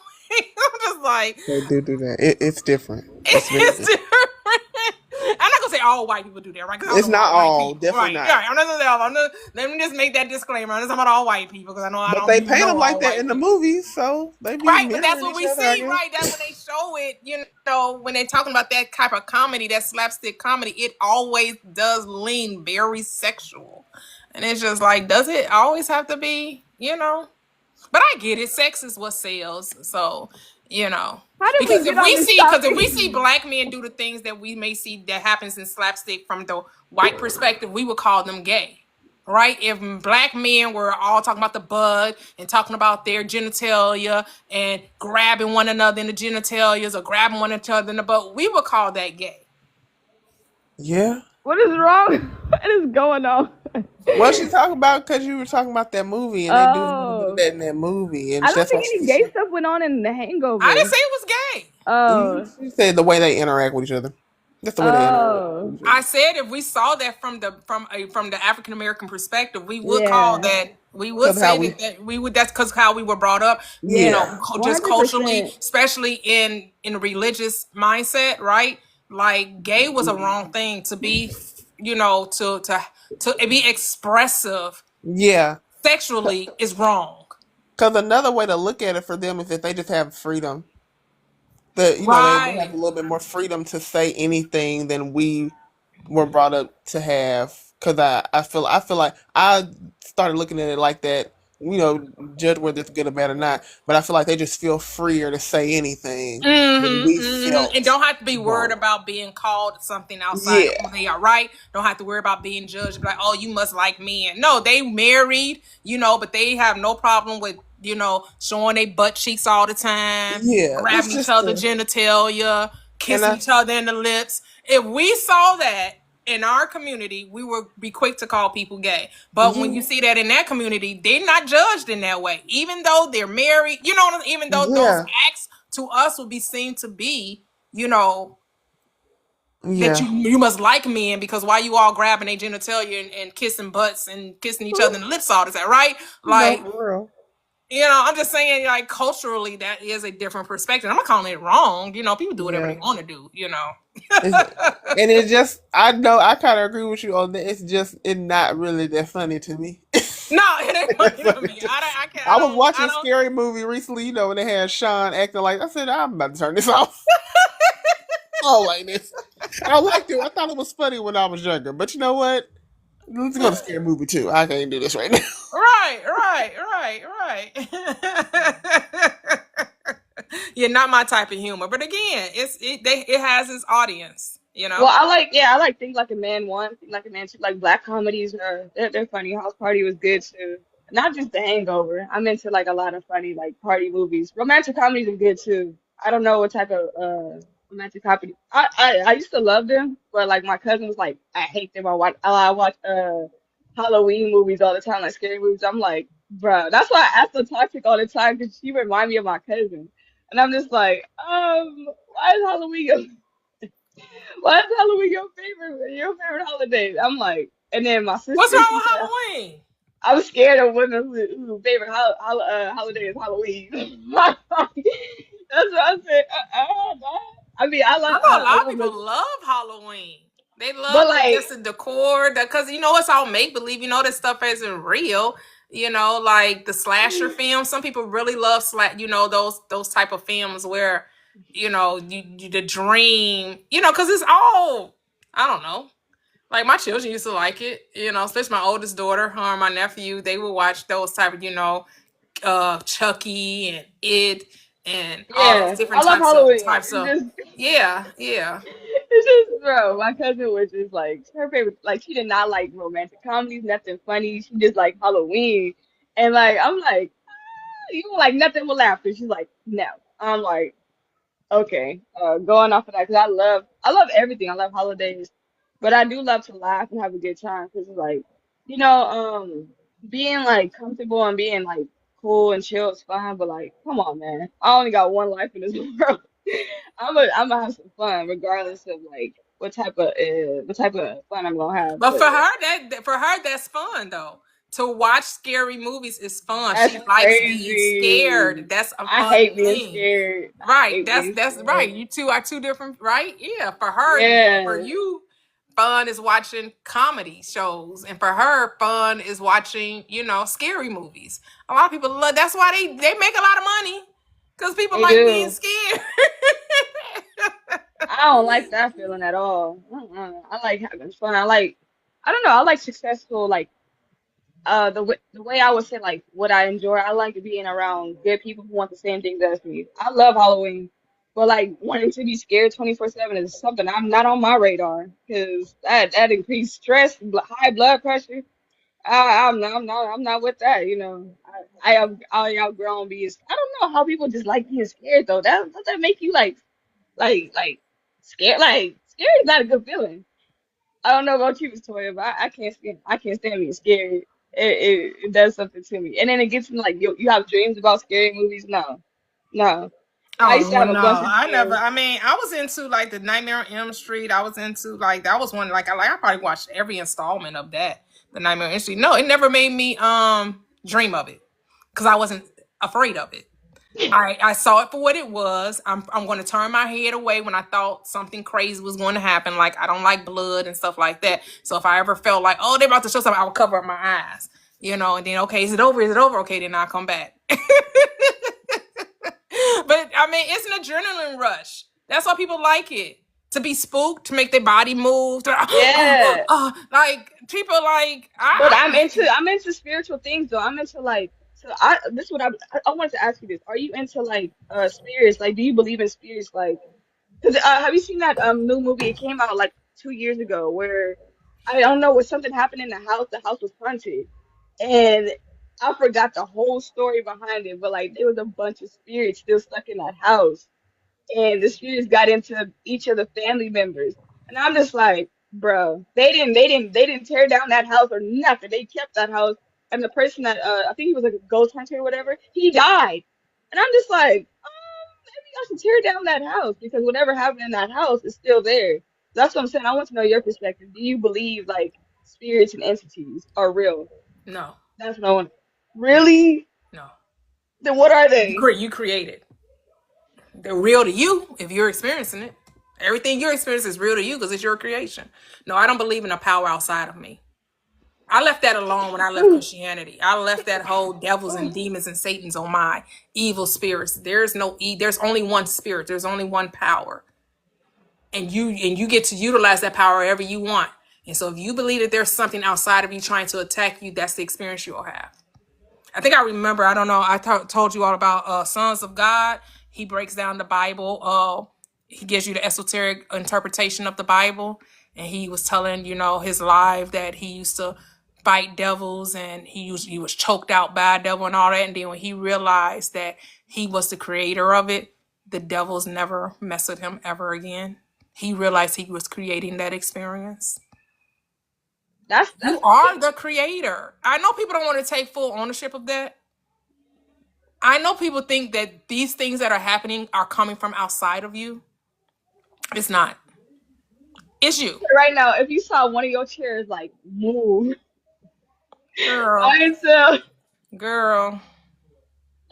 Maybe that's a loved one telling me I'm not going to think it's something scary. It's so many ways you can perceive that reality. Why would you go to it's a demon? Why wouldn't you say that, it's consciousness expressing itself in that way? Because it's you. So it could be any reason why the chair is moving. Why do I have to say that it's a devil doing it? yeah, because like people Why don't is that what understand you would like, go to? It's so many reasons that the chair would be moving, but you would go to, oh, it must be a demon. but Why? like that's what I'm saying. Because like the thing is, when people in reality they think in game, if I'm not moving the chair, who else could be moving the chair? And then when we were talking like religious wise, if it's not something like physical, doing anything with an object, an inanimate object, it has to be something I negative mean, or that's just something like that demonic. guy was on my live and he was talking about he was praying and the lights went off and he said that was the devil. Like, what? What? I just don't understand, like, Why it that's gotta what be you the go devil? to, like, you're praying and your lights figure out. Maybe it's bad wiring. Maybe it's time to change the light bulb. Like, it could be so many explanations, but your explanation is, oh, the devil don't want me praying, so he messing with my lights. Like, give me a break. That's what I'm Stop saying. it. Like, my whole life has been a lie, man. My whole life has been a lie. So like, man. So there's no evil spirits, there's no demonic spirits, there's no spirit unless you make it really in reality. Oh wow. Exactly. Because I came from a ministry, like my first husband, that's all he talked about was how he was casting out devils and how he was dealing with warlocks and all that type of stuff. I mean, I listened, but that wasn't my experience. I saw, the church I used to go to, they would say, oh, this person got a demon. Oh, we need to cast out the demons in them. And so I would see people go through quote unquote deliverance. And now I look back, Oh, that's the but name of the now I movie. look back at it, I'm like, That's the name of the yeah, movie, The no, that ain't Deliverance. what was happening. That ain't what was, because when I look back at it, I look at the person that was supposed to been having a demonic possession and those caring for the Holy Ghost. Very similar.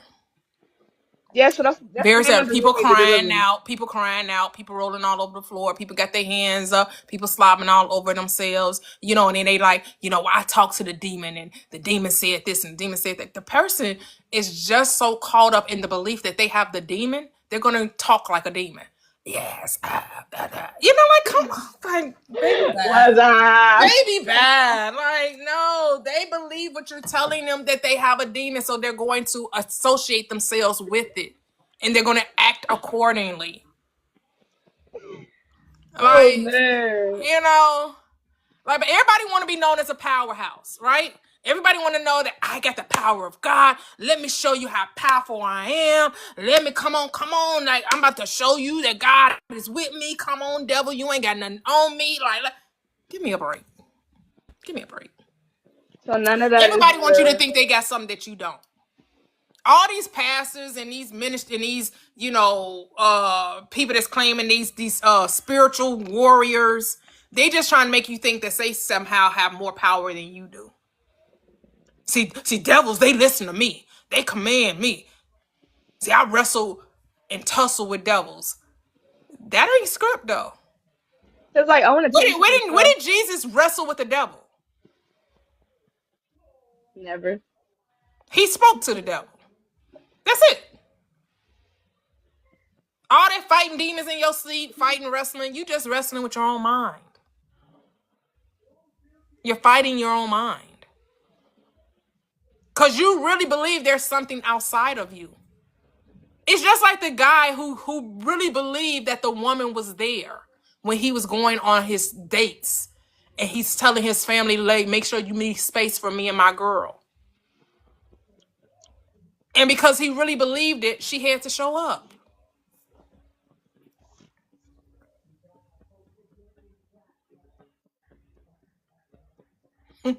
So they can take your money. You said their voice was spot on, no, yeah. Spot on. I said, dang, is the movie on? No. Yeah, that was a good Beauty impression. off. That was a good Like, impression, come Toyia. on. And somebody going past and say, oh, she has a demon. Get out of here. When people would say that, like I thought I grew up in the Christian community, we use a lot of hoodoo with Christianity. And I'd be like, okay, we talking about now we're not supposed to be watching my daddy let us read Harry Potter, none of that stuff. We're not supposed to do that stuff, but we are drinking the blood of a man. Okay, hold on. We eating his body in bread form. I just did Cannibalistic like a behavior. little Cannibalistic behavior. look, Sound a little cannibal. a little witchcrafty up in here. You ask me. Now that I've done a lot of research, I'm like, oh, now it's full witchcraft. Now I know for a fact. Y'all judging while doing the exact same thing y'all said don't do. Exact same thing. That's what they say. The thing that you resist or the thing persists, and the thing that you think about bring about. The very thing you saying is wrong is the very thing you find yourself doing. That's why I tell you, don't fight against anything. Be for all things. Anything you against, you're bringing into your experience. Yeah. So be for. What are you for? That's what you give your attention to. Hey, Mia. How are you? good. Just listening, carrying on this morning. Okay, okay, What okay. was I trying to say? It's called The Deliverance. It was on Netflix. My bad. That was the name of it. Cause like, cause like they were talking about it and they was like, what was I gonna say?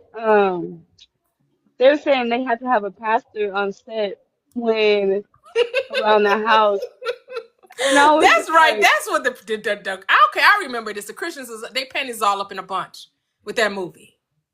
The Deliverance. Yeah, it was Yeah, on yeah, Netflix. that was It had recent, Lee right? Daniels. Like in the past year. Yeah, Yeah, because Lee Daniels was because in it. I have a lot of on my Facebook. I have a lot of because I used to go to church, so I have a lot of them as friends on Facebook. And boy, they was all in their feelings with that movie. I'm like, Yeah, that's what I'm saying. And then the baby. light skinned girl with the green eyes was like, it's a Lee Daniels movie. Lee Daniels and Monique was in it too. Yeah, And I yeah, never and then watched it. I never watched it because I was mad. I went to go see Sinners. I was like, this is a waste of my time, what, you didn't like Sinners? girl. What? It's so It Your was response so is hilarious. good. it's so I like it's so cultured. I'm sorry. programming. It's such a programmed movie to make you think again that the power is outside of you. That's something that whole vampire energy. That's what No, it this what these spiritualist people like to talk about vampires. Somebody taking something from you. That something has outside of you. you know, when we That's all were that movie was saying. I'm like, it definitely was a Christian movie. it was to scare them. Definitely, we were talking about it Yeah. because me and my And it family. was to scare spiritual people too. Those who think that there's a power outside of them. To think Yes, that, oh, the only reason why a vampire could take anything from me is because I had to invite them in. That you gotta be careful who you invite into your house, girl. You gotta be they careful who you invite into your house. That's why you can't let anybody in your house. my Really? brother, he was like, okay, the movie could have been cool talking about African stuff. You know, they kind of give you some history. You know, I live in a family full of musicians. So we all like, oh, that was nice. You know, how they taught us about the vibrations and stuff and how, stuff can move people. Like, okay, Mm-hmm. that's cool. But then they said, listen, why they had to add the damn vampire? What the fuck was that for? And them vampires was like, I was like, dang, they just don't suck the blood no more. They like ripping your whole side of I'm your like, neck out. rip. I'm I'm like, like, dang. whoa. Well, I'm like, when did the vampire thing change? But I ain't watched vampire movies Me in a since I was a lot since kid. since So Eddie Murphy. I'm like, I didn't know that they like ripped your whole side of your neck off. But I said, okay, whoa. like vampires have evolved.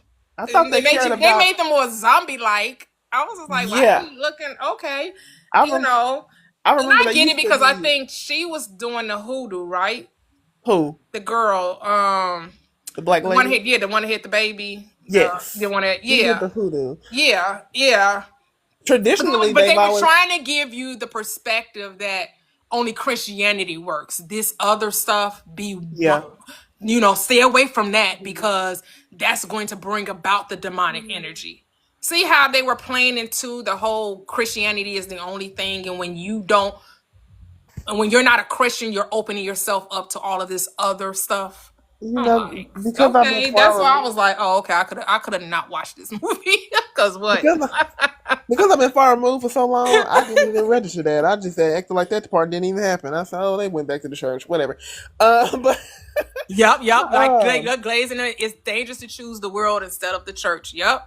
yeah, That's what it was given. I was just like, Yeah, I I ignored wanted that to say part. something like Ignore. when I was talking to when I was talking to like my friend, I was like I was having questionings about like God, right? And then he switched up on me and betrayed me out of nowhere. I was just like, wow. I was like, you misheard me because he was like, you thought I was a devil worshiper. And I was looking at him like, where did you get that from? I was like, I was having questionings about God. And then he gonna say, oh, you're a devil worshiper.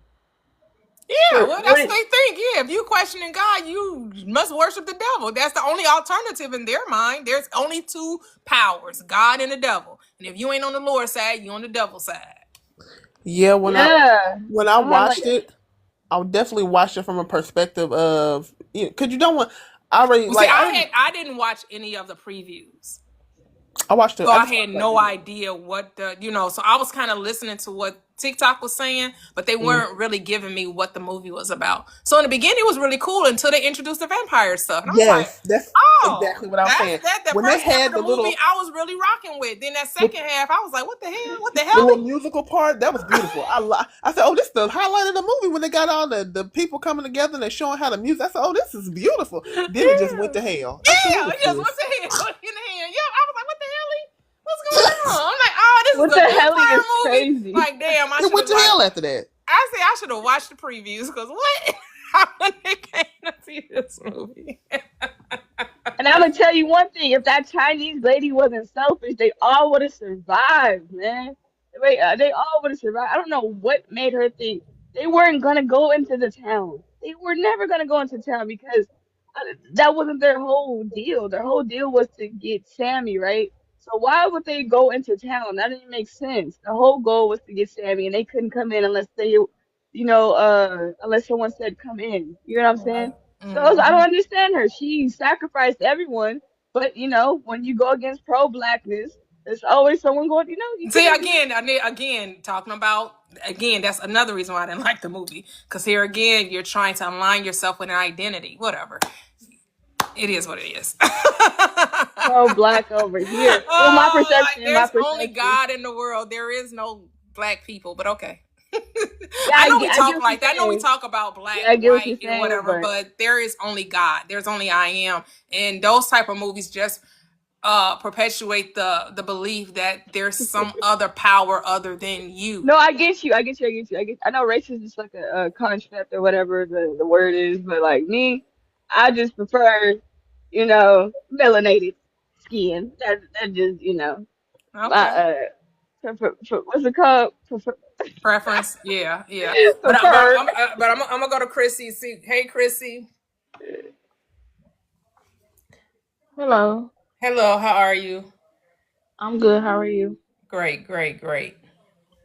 I wanted to ask about the topic of law of assumption. Mm-hmm. An assumption, though false, if persisted in, will harden into fact. I'm trying to see how do you make that harden into fact? Because, you know, Yeah, were you here when the guy was talking about how he manifested his wife? no, how he do that? So this is just one way. I'm not saying this is the only way. This is what worked for him, right? So he said that what he started doing. So first he said his mentor told him to make a list of all the type of woman that he wanted. So he made his list, and then the man told him, now be that. Everything that you want in a woman, be that.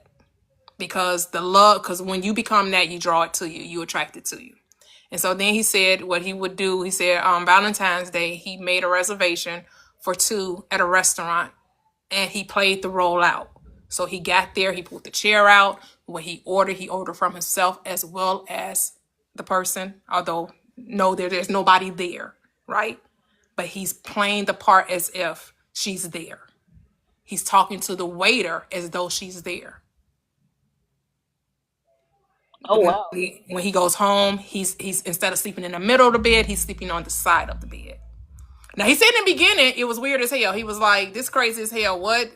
Like he had to but he kept doing it. Right? He kept doing it, so that's what made it hard into fact. Repetition. He fully immersed himself in the state of being married. So when he's talking to his family and they're having get-togethers or they're having celebrations, he's like, when he's RSVPing, okay, make sure you got room for me and my girl, and he'll show up by himself. But he Wow. told them it was a plus one. Wow. Now you can do it. You can do it like he did it, or you can just act it out in your mind, right? He just could have visualized, okay, well, I'm gonna go to this restaurant. It's going, right? But for him, for it to feel real to him, he just immersed himself in that reality. He just played it out like it was a movie, Hmm. right? Wow. And so for me, in my reality, I told you how I manifested my husband. I just decided that I deserved a good man.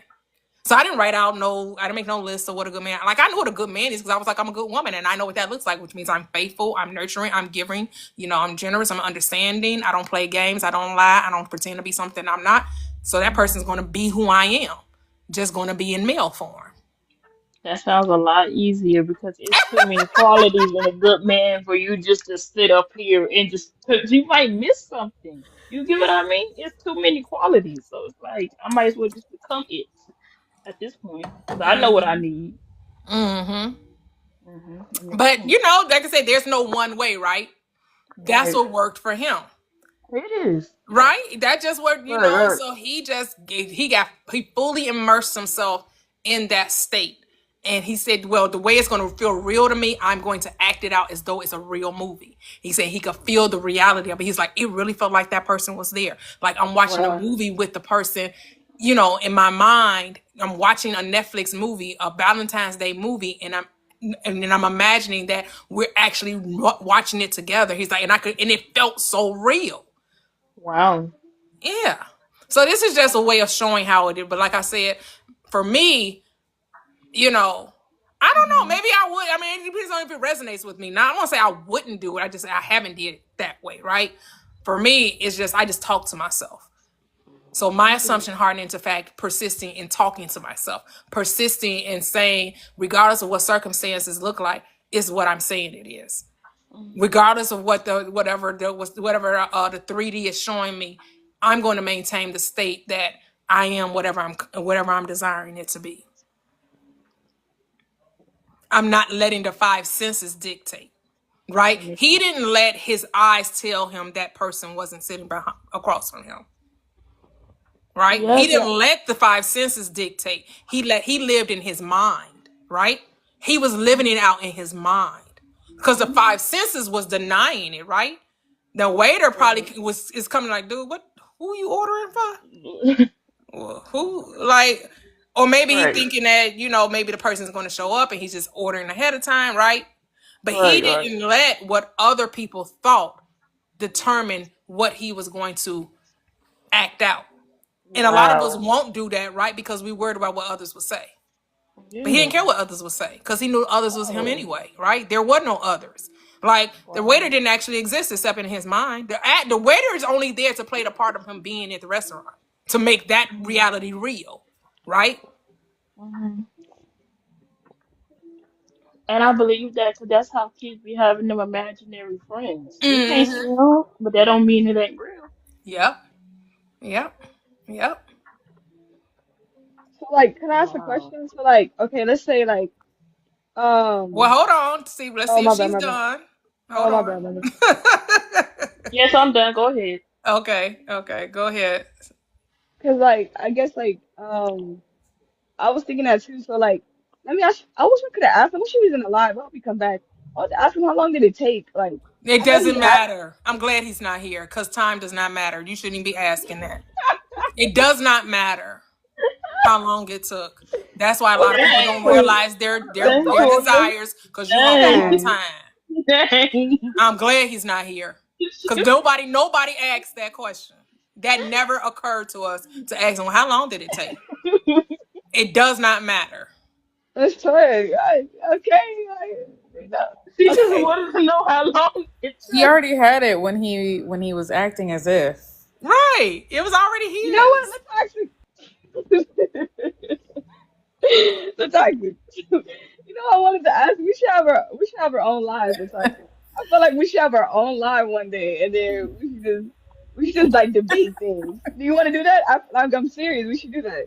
I don't Have our go on own live live. myself, but I appreciate the offer. Oh Maybe man, in the that'd have been future. fun. That'd have been. Oh, maybe I should manifest that. Man, that'd be fun. That would be fun because I'm always right. Latasha is always wrong. Perspective. Listen, Oh, he okay. already had it when he was acting as if. So even though that woman wasn't in his 3D, it was real. She was real to him in his Yep. Yeah. mind. So therefore, she existed. Yep. So like just the assumption of saying that you are is deciding that you already have it and not wavering and just knowing embodying knowing that you already have it. And then you can act it out, you can do whatever you want within your reality to enhance it or just like just if you want to, just by saying it you already have it. basically correct. Is that what you're saying? I mean, I guess I'm a little confused, state to myself, with this line Like, of no, no, questioning. like, Hold on. Let me tell you why I'm confused. Because you come up here every day telling us about how you're imagining that you have this business and that it's successful and that you're yeah. living in Houston. So where does the questioning come from? Because you're doing exactly what we just said he's Oh, I doing. was talking about the same thing for like the wife and SP thing. It's the same thing, correct? That's what I wanted to Right. It's say. right. It's no separateness. It's you're both doing the exact same thing. With different Imagine your topics. reality that you want to see real. And Okay. because in imagining is the only reality. His imagination was real. That's why it has to take physical form. Okay. He Yeah, okay, totally that makes sense. believed that he was married. Okay, yeah. That's what I was saying. Like, it was just different topics, the same stuff. It's just a Yeah. different situation. So, okay. Yes. It's the same thing that you come when you come here every day and you tell us about how you have the three brands and you're living Yeah. in Houston and you have $1 billion business. It's the same thing. Okay, It's okay, okay. the same thing.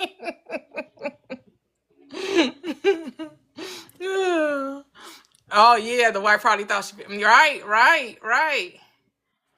Yeah, he became it. Yes. Because Yeah. if he was doing that for a month, then that means the day that he met her, it was kind of like, oh yeah, we just finna go to this bar, we just finna hang out, because they already pretty much knew each other, because he was already building a relationship with her. It just wasn't her form, you know. Yep. Yeah, he never talked about the length of time, and I never even thought to ask him. Like that never even occurred to me because he said, I forgot what he said. He met her. Do you remember what he said? He met her, Latoxic. He said he met her at the restaurant that he was going to. Oh Wow. wow. He was pretending to have his wife with him. Ain't that That she something? was a waitress there at the restaurant, and Oh she had just wow. started at some point. Like whenever he went, she had just started like a week before that. Oh wow. Well, Mm. that's a Yeah, strong so Yeah, now it's somebody said Houston. he said like a few weeks later. Yeah, I didn't. Yeah, I don't remember if he did say time. I didn't. I wasn't paying but attention. let's Yeah, I be wasn't paying honest Well, though. attention. thank you, Somebody Miss said a few Toya. Time weeks. Well, thank you, time Miss Toya. Man. Okay, I'll never bring up the T word again. Okay. No time. We don't focus on time. Time isn't real. Time, you know Yeah. what though? When you really having fun and you really enjoying, time don't exist until it's It time to go doesn't. home. It really It really doesn't. don't exist when you stay in What's that funny? flow. What's funny? The toxic. Wait, when you excuse me, am I? Okay. Go ahead, Chrissy. When you in that flow state, it really just disappears. You could be doing something for like 5 hours and it only feel like two. It Yep. don't even feel like nothing because you wasn't paying attention to the clock. Yep. Yep.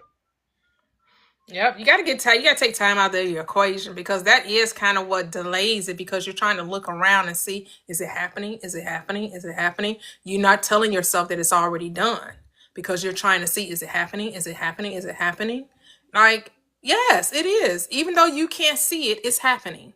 Right? Like we talk about, we don't see how a baby develops in the womb. Now we can look at the progress of the development, right? With a sonogram, right? To say like at this mark this is what the baby looks like at this mark. This is what the baby looks like at this mark. But we don't see what goes over time, right? I mean, of course, with science, they can tell you, okay, at this stage, this is formed. At that stage, this is formed. But it's still happening in the dark, right? Just like the seed that takes root in the earth. We are not privy to how deep it's going. Of course, science will measure it and all that. But, you're not concerned about that when you're planning, a vegetable garden or a fruit garden or you're planting flowers or whatever, you're not concerned about how far the root has to go down before it starts to come up and then how many days it's going to take before the flowers begin to bloom. No, you just trust the process. You drop the seed in the soil and you know it's going to take root and it's going to bear fruit. Like you just know that. That's how it has to be with your desire. You just have to know that desire is already, it must come forward. It must come into fruition. That's it. That's how you have to be. Yep. Say we are always in the flow state. Yep. Again, no separation. Yep. No separation. We are it. We are it. We are all of it. I know a lot of times we like to see things as separate from ourselves, right? We like to like make, you know, some way we always try to find a separation. Say, well, I'm not this, or I'm not that, or this isn't that, or that isn't this. It's like, if we just learn not to see as something as opposing us or separate from us, and just let things happen, just be an experience of it, man, life will just be so much more enjoyable. You'll just see that it's just more freeing. It's just more, you're not all in your head. You're not trying to analyze and pick things apart. That you truly are just there for the experience of it all. If you could just be there just for the experience of it all. Like when I'm watching football, for those of us that watch football, right? We're just there to see. Like sometimes we try to say like, oh, this look like this is going to happen. Oh, that little right. So I do get a feeling for that because I do bet on it. So I try to, be like in the flow state of like, I can see where this is going to end, or I can see, but it's the higher self that knows the end before the beginning, right? And it's just making that know to me through a feeling, which is a knowing, which is a deep conviction, right? Like, for some reason, I just feel like it's going to end up this way. For some reason, I just know. I don't know how. I don't know. Like when I told you guys I wanted $300 with a $3 bet. And I said that this person, I said, Caleb seems to really like this wide receiver. I'm going to bet that he's going to win. He's going to score a touchdown. Now, did I say how he's going to score the touchdown? I had no idea that he was going to score a touchdown. I just had an idea that he would score a touchdown. Well, how did he get the touchdown? Something that they never haven't scored a touchdown on in years. A flea flicker. That's how he scored the touchdown, on a flea flicker.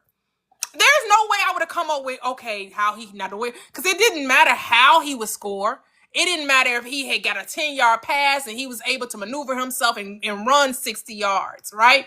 Or if it was methodical and it took Caleb throwing the ball 4 or 5 times before he threw the 5th time to this person.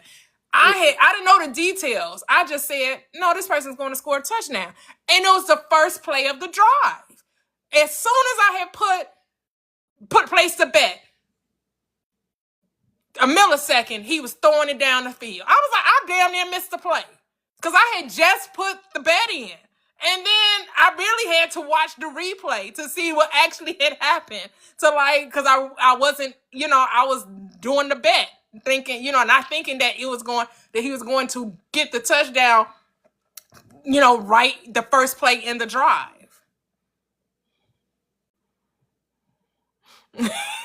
Right, it didn't matter. It didn't matter. Mia, did you have something to say? Hey. Yeah, I'm sorry. I got a little disconnected earlier. I was doing too much around the house, being Cinderella, like I said when I be doing chores. Yeah. Cinderella. I agree so much with what you said about things and just wanting to control. I was on a little date. I don't even really want to call it a date, but it's so funny when people sometimes don't want to let you just be, and I'm struggling with that, Toya.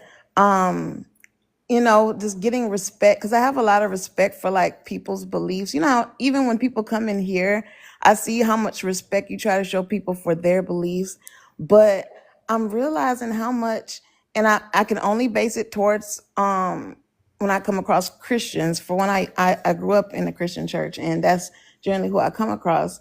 But like when they ask me, when we talk about our beliefs and I say what I believe in, they say what they believe in, then it becomes a tug of war of wanting to control my beliefs. And I don't understand why the control. Like, why do you want to control another person so bad? But then you don't even believe you have control because you're sitting somewhere waiting for a savior. But you want to control me. Right. That's why I shifted the conversation in this live. Yeah. I just said I don't care. And people come in here, well, I don't care. Yeah. And then I don't care what you believe. I don't, you know, so when someone asks, so someone said, ask me what I believe, and then they told me what they believe, and then they want to get in a discussion, I would be like, I don't care. I don't even want to have a conversation because it doesn't matter. If it's working for you, that's all that matters. I'm not here to argue anymore over someone's beliefs. So that's the choice you have to make. When they ask you what you believe, and then they tell you what they believe, and they see that they're not the same, then it's up to you to either continue the conversation or not. Yes. And then I'll be like, well, I definitely respect, your beliefs, and, that you don't agree with mine, and that's fine. And then I'll end it, and they'll just sit there like, but no, let's talk about it. So why do you believe like going on now? And then I'm like, well, you're about to have this conversation by yourself. Yeah. That's all that can happen, right? They'll be they'll be talking to themselves, unless you're feeling the need to defend your beliefs, right? Right. So that's the only way it becomes this tension or this quote unquote debate or arguments, because they're defending their beliefs, you feel the need to defend yours. But once you don't feel the need to defend yours, they're just basically having a conversation with themselves. Yes. And then the conversation went on about it being selfish to love yourself. And I found it so puzzling. And I wanted to bring it up to you because, and just I try to affirm myself in knowing and talk to myself lovingly and love myself.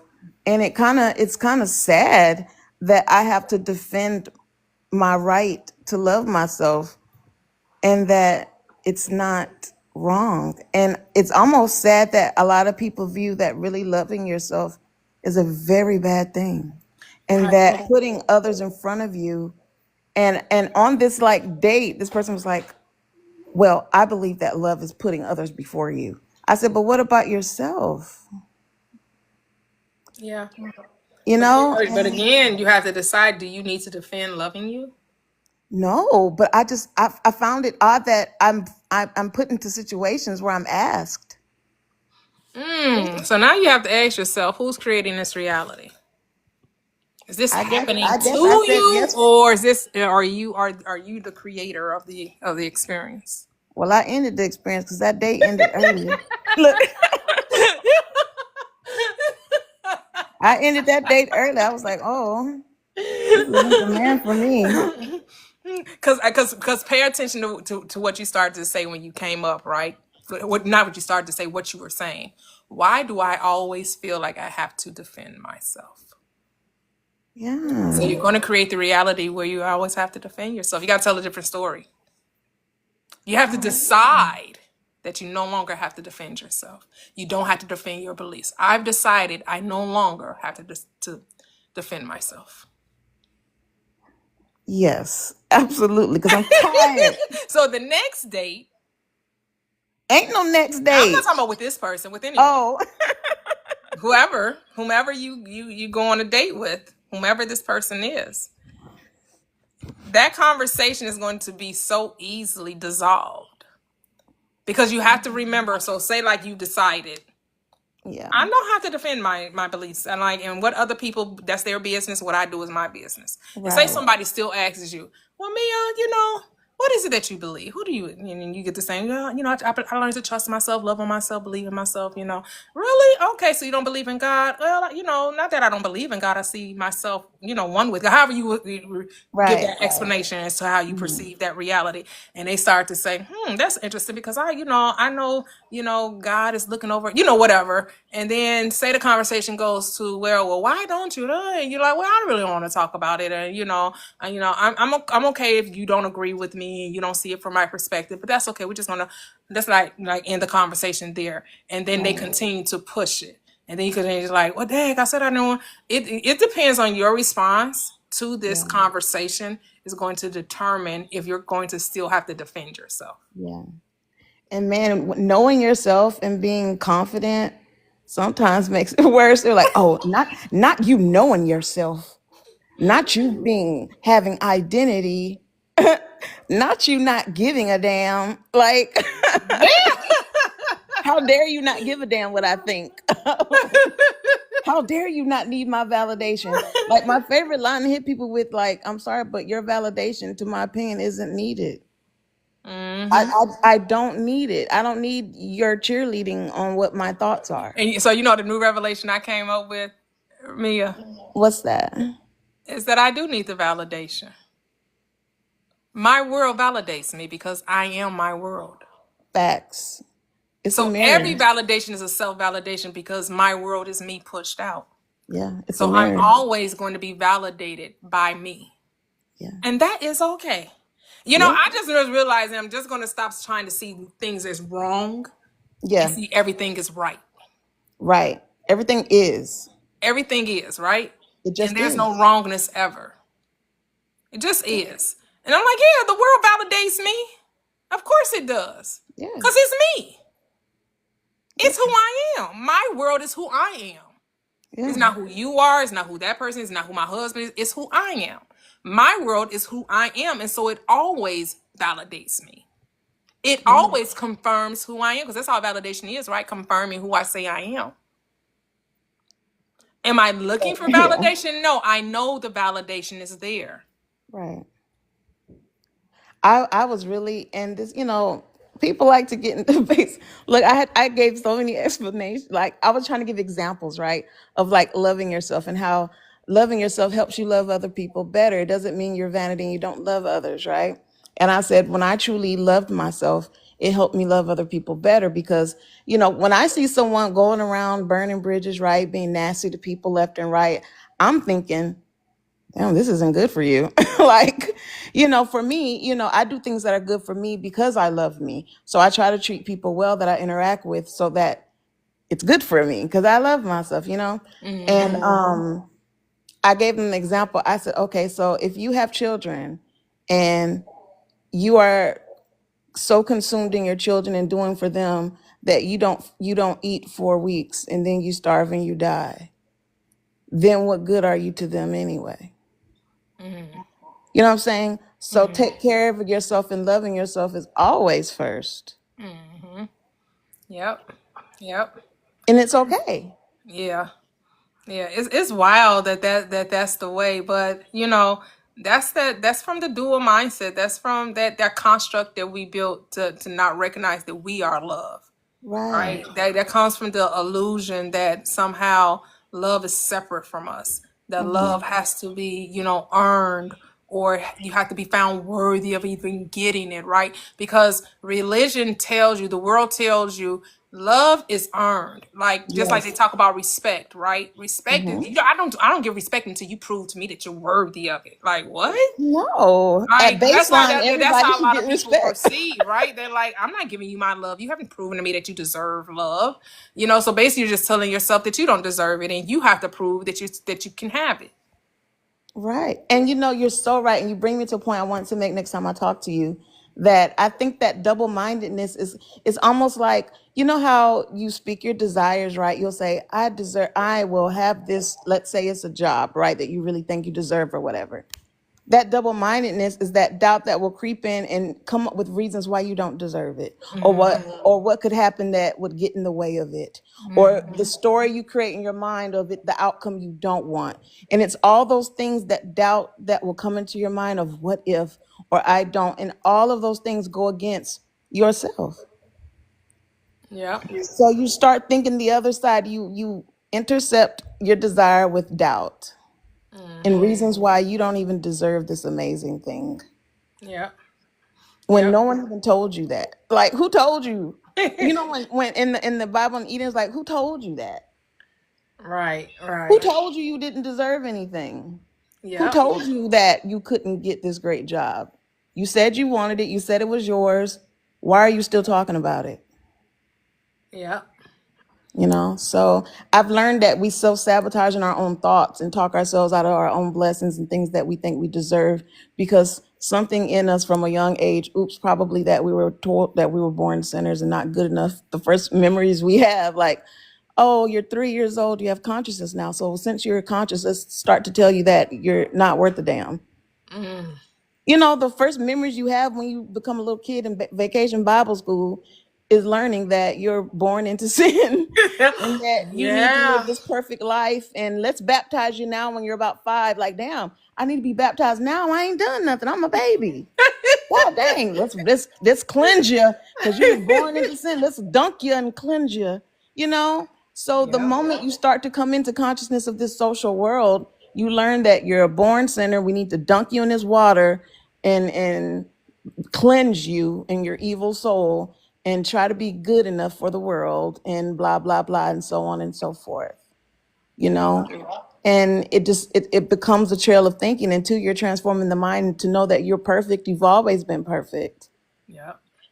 Yep. And you know, until you Yep. start, you know, thinking differently, you know. Yep. So yeah, Yep. That's like Agent said, you don't need the validation. No, you don't need of anything. You are the validation, you right? are. Right. It's never about needing anything or even wanting anything. It's recognizing you are everything. Yep. Right? Yes. You don't need love. You are love. Right. Yep. Just be love. And Yep. you'll Yep. get all the love, and then all the love will come to you like a magnet. You want money? You are money. You ain't gotta want what you are. Ooh, Be say that. money. Be Say that. money. Be rich. Look rich. Talk rich. Absolutely. Stop talking broke talk. Stop talking about how much eggs cost. Yep. And stop saying that you self-sabotaging. Impossible. You better get on me, Miss Toya, You can't self-sabotage. because I'm in control. I'm the operant power. Exactly. If you noticing that you're creating the unwanted, just change it. That's it. Absolutely. That's it. If Absolutely. you're Because I've done a noticing lot of that it. you're speaking in opposition of what you're desiring, just stop it. Thank you. Yes, we are human beings, not human doings. Just Yes. be. Yep. Yep. Be in God. That part. And you think of all the things you probably talked yourself out of, like all the things that didn't go your way. Half of it you manifested, you talked yourself into. Like you get, universe gave you what you wanted. Yep. Most certainly did, because you gave you what you wanted, I gave me what I wanted. right? You are Absolutely. the universe. You gave it to yourself. There is no outside power. Mm-mm. Absolutely. You are the power. You are giving to yourself every time you speak. Yes. So, what are you giving yourself? Every time you think, every time you speak. Absolutely. All right. And so, yes, you want to be in that receptive mode where you're listening to the intuition lead and guide, right?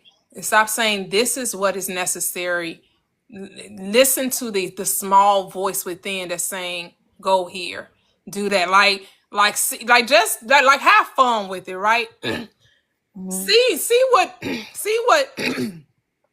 what you be told to do, that's something, and see if it would be something that you would never do if you thought about it, right? Hmm. If you purposely thought about it, like, because say like you want to be a content creator, right? And you're like, oh, I want these many views, or I want these many followers, right? And you're being told all over the place, do it this way, do it that way. You gotta post this many times. You gotta do this. You gotta do that. You gotta engage, right? And then you hear your inner voice say, no, just post and get off the app. What? Yeah, just post and get off the app. Huh? That ain't. Everybody said that how they grew is that they engaged. They posted, 20 times a day. They did this, they did that, and the higher you is saying, no, just post and get off the app. Just Yeah. post and get off the app, and then you do, and then you see what, you know what I'm saying? Like, Exactly. maybe it's some foods you haven't eaten in a long time, and it's saying, go to the store and get this. Now what? What? I don't. You know, it's just all about, we think we know from the reasoning mind when we have no idea, Yeah. And and half the just time, yeah, trusting the part of you that you really haven't been paying attention to, your intuition. right? It's When you will it's be that, like, yeah. no, I don't, that don't, that's too, I don't feel like it. Yeah. We don't trust anything We'll easy. definitely say we won't do something because we don't, quote unquote, feel like it. Mm. We Just don't see what trust happens ourselves. if you just went with your, quote unquote, first mind, right? That first thought that comes to mind, and do Mm. that and see where it leads you. That would be fun, right? Because you got to trust it's not going to lead you down a path It's going to lead you down the path of righteousness, for that's the nature of the I am, to lead you down to right action. Absolutely. So Your you got first to mind is trust the right that one. it's, even though it's something your reasoning mind would have never thought about, Yes. do what the first thought is. Because a lot of times we don't do what the first thought is. We No. have a second, third, fourth thought, and we do what the fifth thought. And that's that sabotaging thought. The first thought was, girl, you need to get up and go work out. And then the second thought was, well, you really should start tomorrow. Cause, and then it's like, not even tomorrow. She really should start Monday, because tomorrow's Saturday. You know what I'm saying? Them second and third and fourth thoughts will just really mess you up. Your first thought was the right one. Get your behind up and go do that workout. And and it's the truth. And I literally had to kick out evil thoughts. When my mom first passed, I would lay and think of her. And sometimes I would think of her suffering. I would think of her in pain. And I literally, one time I yelled out the top of my lungs in my apartment by myself, get out.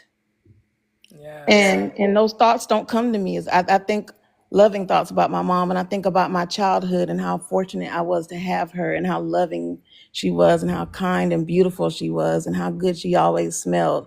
So those thoughts are the ones that come to my mind now. Yes.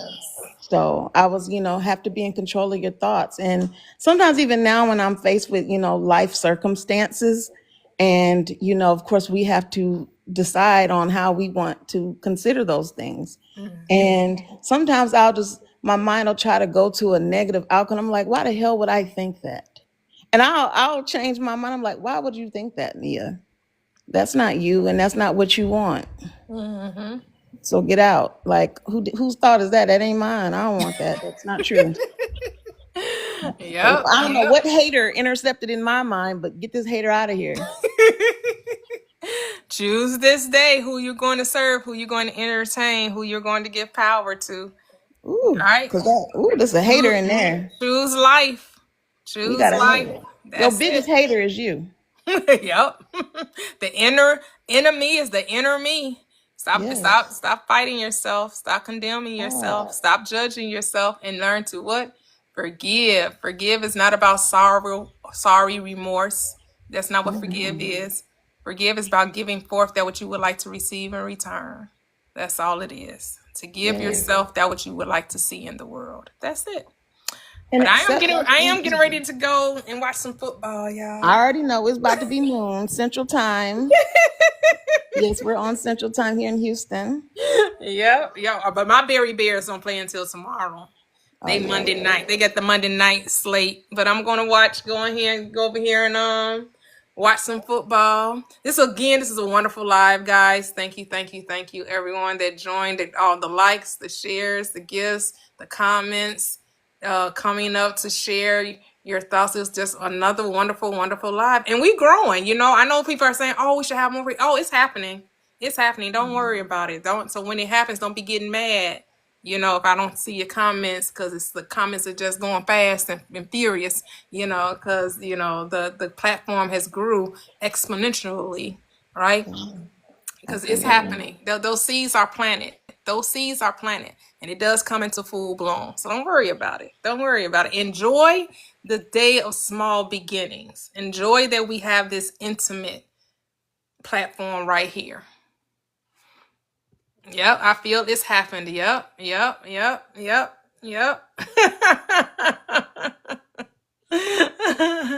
Have a great day, guys. Catch you on the later end. Thank you. Bye-bye.